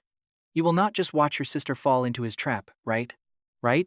Just think about how his distraction plan works in this exact situation to corner her. He hired a secret photographer, wore a face mask, and dragged a suitcase, acting like he was moving into her villa. Plus, he did not even wear sunglasses or a hat. Any real fan would instantly recognize him. And those photos are heavily edited, sitting right there on his computer, ready to go. His team already coordinated everything with the biggest online gossip accounts and blogs. The second he gives the green light, they will dump those photos online. To cover his tracks and hide the fact that he hired the paparazzi, he personally went to the property office and deleted all the security footage from that day. Look at how calculating this guy is, bringing Alden along like a good brother, but secretly waiting for Alora to accept so he can act thrilled. Combine that with the existing rumors about him and Alora from the past, and people will instantly assume they are dating. And if she refuses? Still does not matter. Lucius will just play the victim. He will look so heartbroken that the audience automatically connects the dots. We all know how internet comment sections love making up their own drama. The gossip blogs will just pretend to be real paparazzi, claiming they caught Lucius dragging his suitcase into Alora's place, launching a massive wave of rumors that they are secretly living together. You remember the last time Alora fell for a trap like this. She got totally wasted in the middle of the night, came home, hugged you tightly, and cried like a complete idiot. It broke your heart. If she accepts, rumors will brand Alora as his girlfriend. Even if she denies it later, people will just think she is trying to protect Lucius. But if she refuses him, they will paint her as a heartless, cold-hearted monster. No matter what she chooses, she is completely stuck with him. From then on, Lucius's name gets permanently tied to Alora. She gets constantly targeted, and he gets exactly what he wants. And if Alora faces any future drama, it gets worse. Lucius just plays the innocent victim, and the internet showers him with pity. This guy is absolutely rotten. Alora has dealt with plenty of scheme artists to get this far, but honestly, have you ever seen a snake quite like Lucius? He is like a toxic leech you cannot get rid of. In just a few minutes, Lucius has talked himself absolutely dry. He clears his throat, whining that Alden only came on this show because of him. If anything happens to him, how can he explain it? So please, Alora, just let him stay for one night. While Alora struggles to find the right words, knowing that both yes and no are total traps, you jump right in, loudly announcing that you absolutely refuse. Lucius actually expected you to act like this. He bites his lip, pretending to be hurt. With tears welling up, he whimpers, asking why little brother Kaelen always has to target him when he never did anything wrong. Before he can even finish his sentence, you ruthlessly cut him off and tell him to stop crying, telling him his cheap drama is outdated and that you simply hate him. Lucius's face completely freezes in shock. After surviving in the brutal entertainment world for years, everyone keeps a polite mask on camera, no matter how much they secretly hate each other. But Kaelen? He drops his raw hate immediately. Is this kid literally sent by heaven to destroy Lucius's career? Actually, this works too. He can easily use Kaeden's harsh words to drag up his past history with Alora. Lucius puts on an incredibly wronged face, crying out that he has no idea what he did to offend Kaelen. People always side with the underdog, and right now, the live stream chat is breaking down in tears for Lucius. Does Kaelen have any manners at all? Does he not know how to respect his elders? And to think we actually liked him earlier. Clearly, some kids are just rotten from the very root. Being this vicious at such a young age, what will he be like when he grows up? This is crazy. Lucius just wanted to protect his little brother, and he gets treated like trash in return? Unforgivable. They are all sending hugs to Lucius and declaring themselves Kaeden's biggest anti-fans. Without even needing to check, you already know the live stream chat is completely blowing up. But since you were starting from the absolute bottom, you feared nothing. With nothing to lose and zero desire to enter the entertainment industry, you really did not care. Naturally, you just did whatever made you happy, crossing your arms opposite the fragile-looking Lucius. You spoke bluntly. You had absolutely no idea what you did wrong either.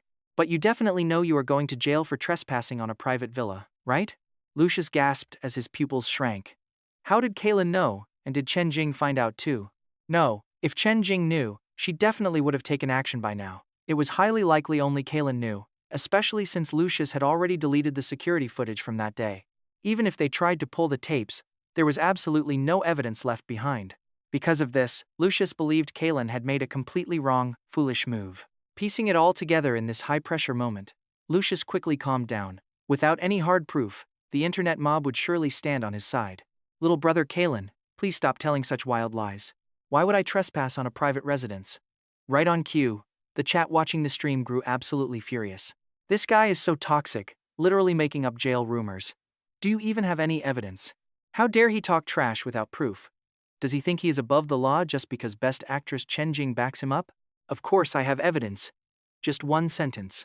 Instantly made those toxic comments telling Kaelen to get out of the industry look completely pathetic. And just like that, the entire chat section fell dead silent. This cannot be happening, he thought. Lucius nearly screamed it out loud. Even Alora stared at you in shock, while a burst of smug laughter echoed in her ears. Haha, sweating bullets now, are you? My guy, did you really think I would not prepare a backup plan knowing my sister was in trouble? A whole month ago, I broke my piggy bank and sold scrap metal to bribe the guard at Yulin with 10,000 bucks. I told him the second you show up, copy that security footage before it gets deleted and hand it over. Wow, 10,000 bucks just for one day of security footage. My wallet actually hurts, and I am not even exaggerating. For some strange reason, your family, the Lin family, had always been incredibly cheap with you. Before Alden came back, outside of keeping up appearances, you only received $200 a month for food. After Alden returned and framed you, even that small allowance stopped. It was pure neglect, either leave or find a way to survive. You really did scrape up every single penny for your second sister, leaving Alora incredibly touched. What a great little brother, always stepping up. Sis will repay you for this later, along with some bonus money. Pulling your phone out of your pocket, you quickly opened a video file titled 10,000 bucks. Director Orson, watching closely from the side, immediately smelled a massive viral hit coming. He signaled over, and the cameraman understood immediately, hoisting his heavy camera and charging right up to them. Lucius desperately wanted to stop it, but too late. Look at the chat going wild as they saw everything. In the footage, even though Lucius wore a mask, you could easily recognize him. Behind him was someone dressed like a paparazzi. Lucius waved, and the guy immediately rushed over to find an angle for photos. After posing for a few shots, Lucius pulled a key from his pocket and walked right inside. The photographer stayed outside, circling around to the front window of the villa to act like he was snapping pictures of shadows through the curtains. Moreover, from the security footage, the exact address was obvious. The stream chat exploded in complete shock over the video proof. Thank goodness I did not type as fast as those keyboard warriors. I almost got slapped in the face. This is Yulin Villa. Oh my goodness. Is this not the property Best Actress Chen Jing exposed in the past? This behavior is disgusting. So Lucius actually trespassed into Best Actress Chen Jing's residence just to fake photos. But how did the younger brother know? And what is Best Actress Chen Jing's stance on this? Do you guys see how Lucius always took advantage of people not knowing the full story to manipulate everything? You smirk, acting as if you do not know how to spin a narrative either. Mocking fear, you mention a school event from last month. It happened to be right next to Yulin Villa. My sister Alora told me I could use it, since it was usually empty. So I checked in. But after staying there for just 2 days, something completely unexpected happened. One day, I came back and saw my things had been shifted around. They weren't stolen, just moved. Terrified, I rushed straight to building management to look at the security cameras. You pat your chest in relief. Luckily, because I went so early, I managed to copy the footage, but I had absolutely no idea who this guy was. Not wanting to tip him off, I decided to play it safe and crashed at a hotel for the night. The next morning, I headed back to management to find out if he had showed up again. But yesterday's clip was completely deleted, and the staff member on duty was a total stranger I didn't recognize. Honestly, I was terrified. Wanting to avoid any drama, I packed my bags and moved out the second my work was finished. I thought that was the end of it, but then you lock your eyes right on Lucius. No more words are needed. The truth hangs in the air, and the livestream chat is absolutely losing its mind. What kind of real-life horror movie is this? Imagine being 14 and realizing a creep had been sneaking into your bedroom. That is instant, lifelong trauma. But check this out, did Kaelen actually recognize the guy back then? Is that why he fought back so hard? Wow.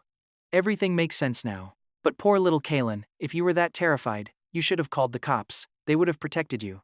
Honestly, it makes sense. Just look at school bullying cases. Those traumatized kids almost never call the police either. Young Kaelen was probably just completely frozen in fear. When you think about it, Lucius did all this, and still acts like the victim here. What is his actual game plan? This guy is terrifying. Why do you guys believe literally anything you hear? Where is the actual proof that the guy in the photo is Lucius? It could just be a lookalike. If it is not Lucius, then Kaelen is just throwing around wild lies, showing he has zero manners. The stream's comment section has turned into a brutal war zone. With your act completed, you flash a confident look at Alora. Now that everything is out in the open, Alora has to get the hint, right? She needs to step up right now and play along with your move. There's no way she misses this. Alora would not be so clueless as to ruin my entire setup, would she? She was not about to ruin it, though she did blank out for a second before finally catching your signal. She steps right in front of you, shielding you while glaring coldly at Lucius. How on earth do you have the key to my place? You broke into a private home. What exactly are you trying to pull here? Lucius stammers, desperately racking his brain for some fake excuse, while you calmly pour absolute gasoline on the fire. Is he trying to manufacture some fake dating rumor? Your voice is quiet, making it sound like a completely random guess. You threw it out casually, but everyone watching took those words very seriously. Alora has a massive, loyal army of fans. They were only staying quiet earlier to see how the drama unfolded. But now? They unleash an absolute carpet bombing search across the entire internet. Lucius breaks out in a cold, heavy sweat. He knows he is totally cooked. Today, to drum up maximum hype, he had scheduled marketing bots to leak the photos 10 minutes after he walked out. Usually, it takes time for rumors to blow up. He could have just deleted them and pretended nothing ever happened. But now that the internet detectives are on the hunt, it is the final nail in his coffin. The chat erupts. Found it. Oh my god, it really is a paid marketing leak. Title: Famous male star spotted living with top actress. This is pure garbage, but if this isn't hard proof, what is? This literally buries him. I have a theory Lucius bringing Alden here today was totally planned from the start, right? Did he want to stage some fake moment to trick everyone? And then unleash those scheduled tabloid posts to force a fake dating rumor and ride her coattails? What are you guys even analyzing? Oh, so you are experts now. Maybe Alora and Kaelen are just framing Lucius, trying to step on him to get ahead? Did a zombie eat that commenter's brain? Or are dung beetles staring at your brain with hungry eyes? Is your logic wired straight from your gut? Just look at where those two stand and tell me why they would ever need to do that. Up against the actress's massive fandom, Lucius's defenders are getting absolutely wrecked, no matter how hard they fight back. But they won't back down easily and keep swinging. Honestly, skip the talk, it is time to call the cops. To bury him for good, while staying a law-abiding citizen, you decide it's time to bring out your ultimate weapon. When in doubt, call the cops. Alora pulls out her phone right away without a second thought. Lucius is already cornered. Hearing this, his mind completely snaps and he lunges forward like a rabid dog. Alora dodges quickly, grabbing you and dragging you away just in time. Lucius screams hoarsely, asking Chen Jing if he really cares nothing for their past. Please, what past? Lucius's face goes pale as a ghost. Before he can utter another word, the loud wail of police sirens suddenly echoes from outside the mansion gates. You stare at your second sister in absolute shock. Since when is she this fast? What number did she even dial? It's like the cops came on rockets. Alora holds her phone, looking totally confused, saying she hasn't even dialed yet. They exchange a look. Wait, then who called them? The commotion outside is getting absolutely massive. Guests sleeping in their rooms are instantly woken up, stepping outside one by one to see what all the noise is about. A uniformed officer steps forward. Right under Lucius's terrified gaze, he pulls out his badge, calling him Mr. Lucius. He says Lucius is suspected of stealing corporate secrets from the Chen Group with conclusive evidence, ordering him to come along. The chat goes wild. Wait. What? Wasn't he just trespassing in a private home? How did this become corporate espionage? And the Chen Group? Is that the insanely powerful business empire everyone knows? The tables turned way too fast here. 1 second people were defending him. The next second the cops are dragging him away. My face hurts from being slapped so hard. Hearing about the corporate theft, everything suddenly clicks for you. It has to be eldest sister. Lucius used second sister to steal those company documents. He probably thought all the evidence was long gone, never expecting eldest sister would actually dig it up. Alora freezes, realizing exactly what is going on. Before they can drag him out, she rushes right over and hands the cops evidence of his illegal trespassing too. She is definitely not missing this golden opportunity to kick a bad guy while he is down. She completely ignores the death glare Lucius shoots back at her. Seeing eldest sister walk through the front door, you immediately greet her with a happy smile. Serafina looks at you and her cold face softens. But seeing Alora, she freezes up again. Alora cries inside. Seriously? Little brother gets treated like gold, while she is basically a weed. Serafina walks over and sighs. She tells them both she is only here to wrap things up. How is the recording? Aside from constant running around, it is actually going pretty well, not bad. Second sister is surprisingly stunning when she is quiet. Being reliable really is the ultimate glow-up. Finally! A nice comment. The corners of Alora's mouth twitch up into a very pleased, smug smile. Serafina raises an eyebrow at her. Look at that smug face. Why does she have to be so foolish? So, to prevent her hopeless love-struck syndrome from ever flaring up again, she thinks she needs to take Alora to an old doctor for herbs. Get her system completely regulated. Here is a crazy thought. Apparently, being a love-struck fool is actually a physical sickness. They claim it is actually caused by kidney deficiency. True or not, drinking bitter Chinese medicine will definitely help. Alora grits her teeth. Fool is one thing, but what does kidney deficiency have to do with this? Eldest sister just laughs. In the end, the smile never dies. It just moves to someone else. And the camera captures the whole sweet interaction. The chat, which was busy bashing Lucius, suddenly pauses. Though viewers guess their identities after hearing Chen Group, seeing this scene actually play out leaves them completely speechless. Are they seriously siblings? People always knew Chen Jing's family was rich, but nobody expected the literal Chen Group. Everyone thought they just had the same last name. Who could have guessed Kaelen is actually a wealthy young master? Why is he even on a reality show? To experience life? It is all thanks to little brother Kaelen this time. Otherwise, our best actress would have been dragged down into a nasty scandal by that toxic White Lotus. After seeing this, the viewers completely forget about your earlier cold attitude, throwing their complaints out the window. After all, nobody throws a fit for no reason. Facing a trash situation like this, who on earth could keep a smile? Besides, based on what the officers just said, just those 4 words, stealing corporate secrets concerning Lucius, brought an absolute explosion of drama. Basically, once this whole scandal blew up, you didn't face any backlash at all. Instead, you gained a massive army of new fans. It even launched the show straight to the top of the trending charts on night 1, sending crazy amounts of traffic their way. Director Orson never imagined in his wildest dreams that a tag-along kid like you would bring him such an epic jackpot. His only real regret was watching Lucius get dragged away by the cops while crying tears of absolute agony. He cursed under his breath. Starting a disaster on day one meant he had to waste money on heavy editing again. Eldest sister stopped by just to say hello, demanding they edit Lucius completely out of the footage. She still had to visit the police station, so she left quickly without staying long. Staring at you and your third sister walking away, Alden glared with pure venom, blaming everything on you. Clenching his fists hard, Alden knew his teacher would never have been caught if you hadn't interfered. Their entire plan was supposed to be perfect. But now? Ruined. All because of you, you giant eyesore. You always steal every single thing that rightfully belonged to me. Meanwhile, night temperatures in Beijing dropped fast, and the cold had you rolling yourself up into a tight little human sushi roll as you slept. By early next morning, under a hazy gray sky, the crew started waking everyone up with loud gongs and drums. Director Orson grabbed his megaphone, stood right in the center of the courtyard, and screamed at everyone to wake up. If he was already up, what excuse did they have? Absolutely none. In this brutal rat race of a world, if we don't out-hustle the competition, we are the ones who get left behind. But since everyone is grinding, we have to work in silence and shock them. His irritated voice echoed through the camp, screaming for them to wake up before the sun burned their butts. You buried your head deeper, muttering in your sleep to put sunscreen on your butt instead. Then you wrapped yourself even tighter. Meanwhile, Alora got dressed, and the other guests started gathering around one by one. Looking around, Orson asked where you were, while Alora sighed that you were still sleeping. She promised to wake you up soon, and Orson happily agreed, showing massive leniency to his favorite new cash cow. Sounds good. And with that, the crew officially announced today's first mission: making breakfast. Cooking breakfast shouldn't be too hard, right? I mean, even if it tastes awful, food is still food. As long as it keeps them alive, it's fine. But wait. The crew had to go and add a twist. Smiling wickedly with his megaphone, Director Orson announced they would be shipping all the guests off to a nearby rural village. There, you'd have to do intense physical labor alongside your family members just to earn your ingredients. Instantly, everyone stared at each other in sheer panic. Remember, these are pampered young rich kids who never worked a day.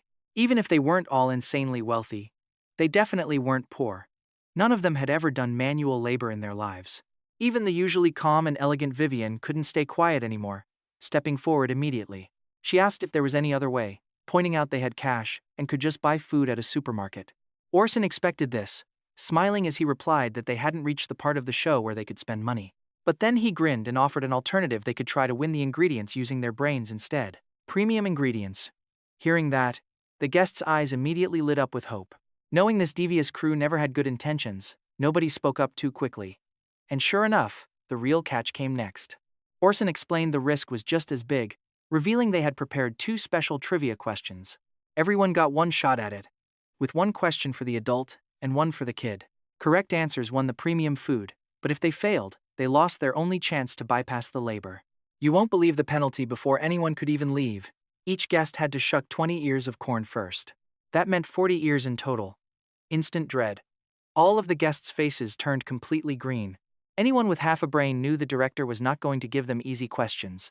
There was absolutely zero room for error, and nobody wanted to risk failing and losing everything they had left. Seeing their miserable faces, Orson smirked and told them to make their choices from left to right. He looked straight at Alora on the far left, who hesitated, knowing her mentor would never play fair. This move was clearly forcing them into the first option. That second choice offered crazy rewards, but the difficulty was easily sky high. It was basically a giant pie drawn in the sky, great to look at, but absolutely impossible to eat. Option 1 it is. Alora, we are going to win this by wits alone. You sprint out of the room, wild bedhead cowlick sticking straight up.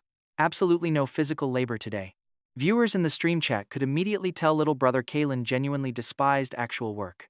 And honestly, you can't help but laugh seeing him bounce out of bed like a monkey after looking half dead. The second food is on the line. He gets insanely active. It is like he is a completely reborn person. What is everyone even praising here? Kaelen is clearly just dragging down the award-winning actress. The crew has bad intentions, making him look like dead weight, but they are actual siblings, so is it really your place to judge? Some people love meddling so much, they probably taste garbage every time the waste truck passes by their front door. She asks why you came out with your hair looking so incredibly messy. Chloe, the youngest girl here at only 8 years old, reaches up to smooth down your messy hair, making you turn your head. She changed into a blue dress today, her eyes filled with innocence. And looking at her, you cannot help but smile faintly. Looking serious, you tell her you were just way too busy, asking if she believes in the ultimate light. You claim you are Ultramantiga's buddy who saved the world last night, while she stands right beside you. Her lovely eyes curve into a soft smile, and her snow-white nightgown gently ruffles in the cool morning wind. With long hair over her shoulders, her fair skin carries the soft, warm flush of just waking up. She looks like a masterpiece painted by the creator himself. With complete confidence, you pull out a real bank card and tell her to support you, asking for whatever spare change she can transfer to help protect the peace of the world. Your looks? Undeniably top tier. You look so good that even while spouting total nonsense, when Chloe hears your request, her very first instinct is to hand it over. It is only a tiny bit of cash. Why not give it to you? Even big money would be fine. Even if he claimed to be Ultramantiga himself, she would probably believe him. What bad intentions could a prince like older brother have? He just wants to sleep a bit more, so let's indulge him. And it isn't just Chloe getting hit by this wave of handsomeness, the stream audience is completely losing it too. Yesterday, to keep your presence low, you basically hid from the cameras while moving around, rarely showing your full face. The only shot of your face was in the pitch black of night. Once your third sister found out, she pulled you aside to tell you to smile more, using your looks to win over the audience. You had absolutely zero objections to this, knowing you would happily rely on your face since you lacked other skills. Looks are the easiest path. Just sit there. As long as there is no physical labor. With a gorgeous face like that, I am officially joining his fandom right this second. Seriously, how were we all so blind to his looks yesterday? With a face that handsome, staying indifferent is impossible. Chad is asking who possessed them yesterday, admitting they used to hate Kaelen for supposedly acting two-faced. They complain he is actually quite cold, asking why he entered their hearts without any permission. No responsibility. But damn, they are officially fans now as the director reveals the answer boards. Seeing this unfold, the other guests stop in their tracks. Instantly. Instead of choosing, they watch from the sidelines to see just how brutal the crew's questions are going to be. Alora stands her ground, totally calm, even though she originally joined show business just to escape having to go to school. But as her fame grew, her heavy reputation forced her to maintain an elite image. So she actually worked her way back into a prestigious university. When it comes to these show questions, she won't claim a 100% success rate, but she is easily 70 to 80% confident, unless, of course, you end up dropping the ball. That was her exact thought process until the crew randomly pulled out the actual question board. The question asks what a fly tastes like, offering options from sour to salty, requiring a fully detailed explanation. Honestly, this entire question is just a bit mentally deranged. Director Orson thoughtfully added that this wasn't some random question they pulled from thin air. Meanwhile, Alora could only stare blankly at the board. Her prestigious university degree suddenly felt entirely useless to her. Her 70 to 80% confidence plummeted straight through the floor. Seriously? A fly? Who on earth goes around tasting flies anyway? She shot a death glare at Director Orson, who just offered a smug, innocent shrug. He had completely calculated this exact moment. He wanted to see the glamorous best actress roll up her sleeves and shuck corn. Behind her, the other guests secretly sighed in relief. Thank goodness they didn't volunteer first. But just as Alora was about to give up and ruin her nice manicure with field work, a lazy, familiar voice echoed in her mind. That old man Orson really has zero limits. Does he seriously think some weird biology trivia is going to force me to do manual labor? As a master slacker, I keep an endless supply of totally useless facts, just to avoid doing actual work. Now watch this. Alora's eyes lit up. She subtly leaned toward you, her posture instantly regaining its Ice Queen elegance. The answer is clearly option B, sweet. You complained internally, your face still looking completely half asleep. Flies do not have teeth. They rely on secreting digestive enzymes to melt down their food. Since they mostly eat rotting fruit, nectar, and decaying matter, their chemical makeup actually has a mildly sweet, slightly acidic taste. And if you fry them well, let's not go there. Anyway, I read that in some weird survival magazine. Grabbing onto that lifeline, Alora did not hesitate for even a second before raising her hand with grace. The answer is sweet. Director Orson's smug grin completely froze. He blinked, never expecting a pampered actress to know this. Correct, but he quickly narrowed his eyes. By the rules, you have to explain the details and why. Alora gracefully stepped back, gently pushing you right into the camera's spotlight. My little brother is actually a big biology fan. I will let him explain all the details. You stumbled forward, clutching your canvas tote bag, meeting the expectant camera lens and the utterly terrified stares of the other guests. And Director Orson's sweating face. Letting out a deep sigh, You deadpan the exact chemical and dietary breakdown of a fly's digestive enzymes, ending it with a completely calm. So, scientifically speaking, it leaves a mildly sweet aftertaste. That is why my sister and I are taking the premium ingredients, without shucking any corn. Thank you. Just like that, the entire Shahi-wan fell into absolute, pin-drop silence. The livestream chat exploded. Did this young master just academically analyze the flavor of a fly? I tuned in for a family variety show, so why am I taking biology notes? He said it so calmly. It is actually kind of terrifying. Director Orson's face is completely green. He really thought he could outsmart the ultimate slacker. Kaelen. I would literally become a scientist just to avoid doing any physical labor. You have to respect the grind. Director Orson wiped his sweat, realizing how far this 14-year-old would go to stay lazy. With a defeated wave of his hand, he told the staff to bring out the premium seafood and Wagyu beef. Watching them bring over that luxurious food, you let out a satisfied yawn, happily humming in your mind about securing a premium breakfast. Next up, finding a quiet corner to sleep until noon. As the morning sun rose over the ancient rooftops of Beijing, lighting up the chaotic courtyard, Alora looked at her brother and smiled helplessly. The other guests were still shivering from that fly trivia, while Director Orson was already plotting his next revenge. The burning family bond show had only just started, but one thing was already absolutely certain. With Kaelen around, the entertainment industry was never going to be peaceful again.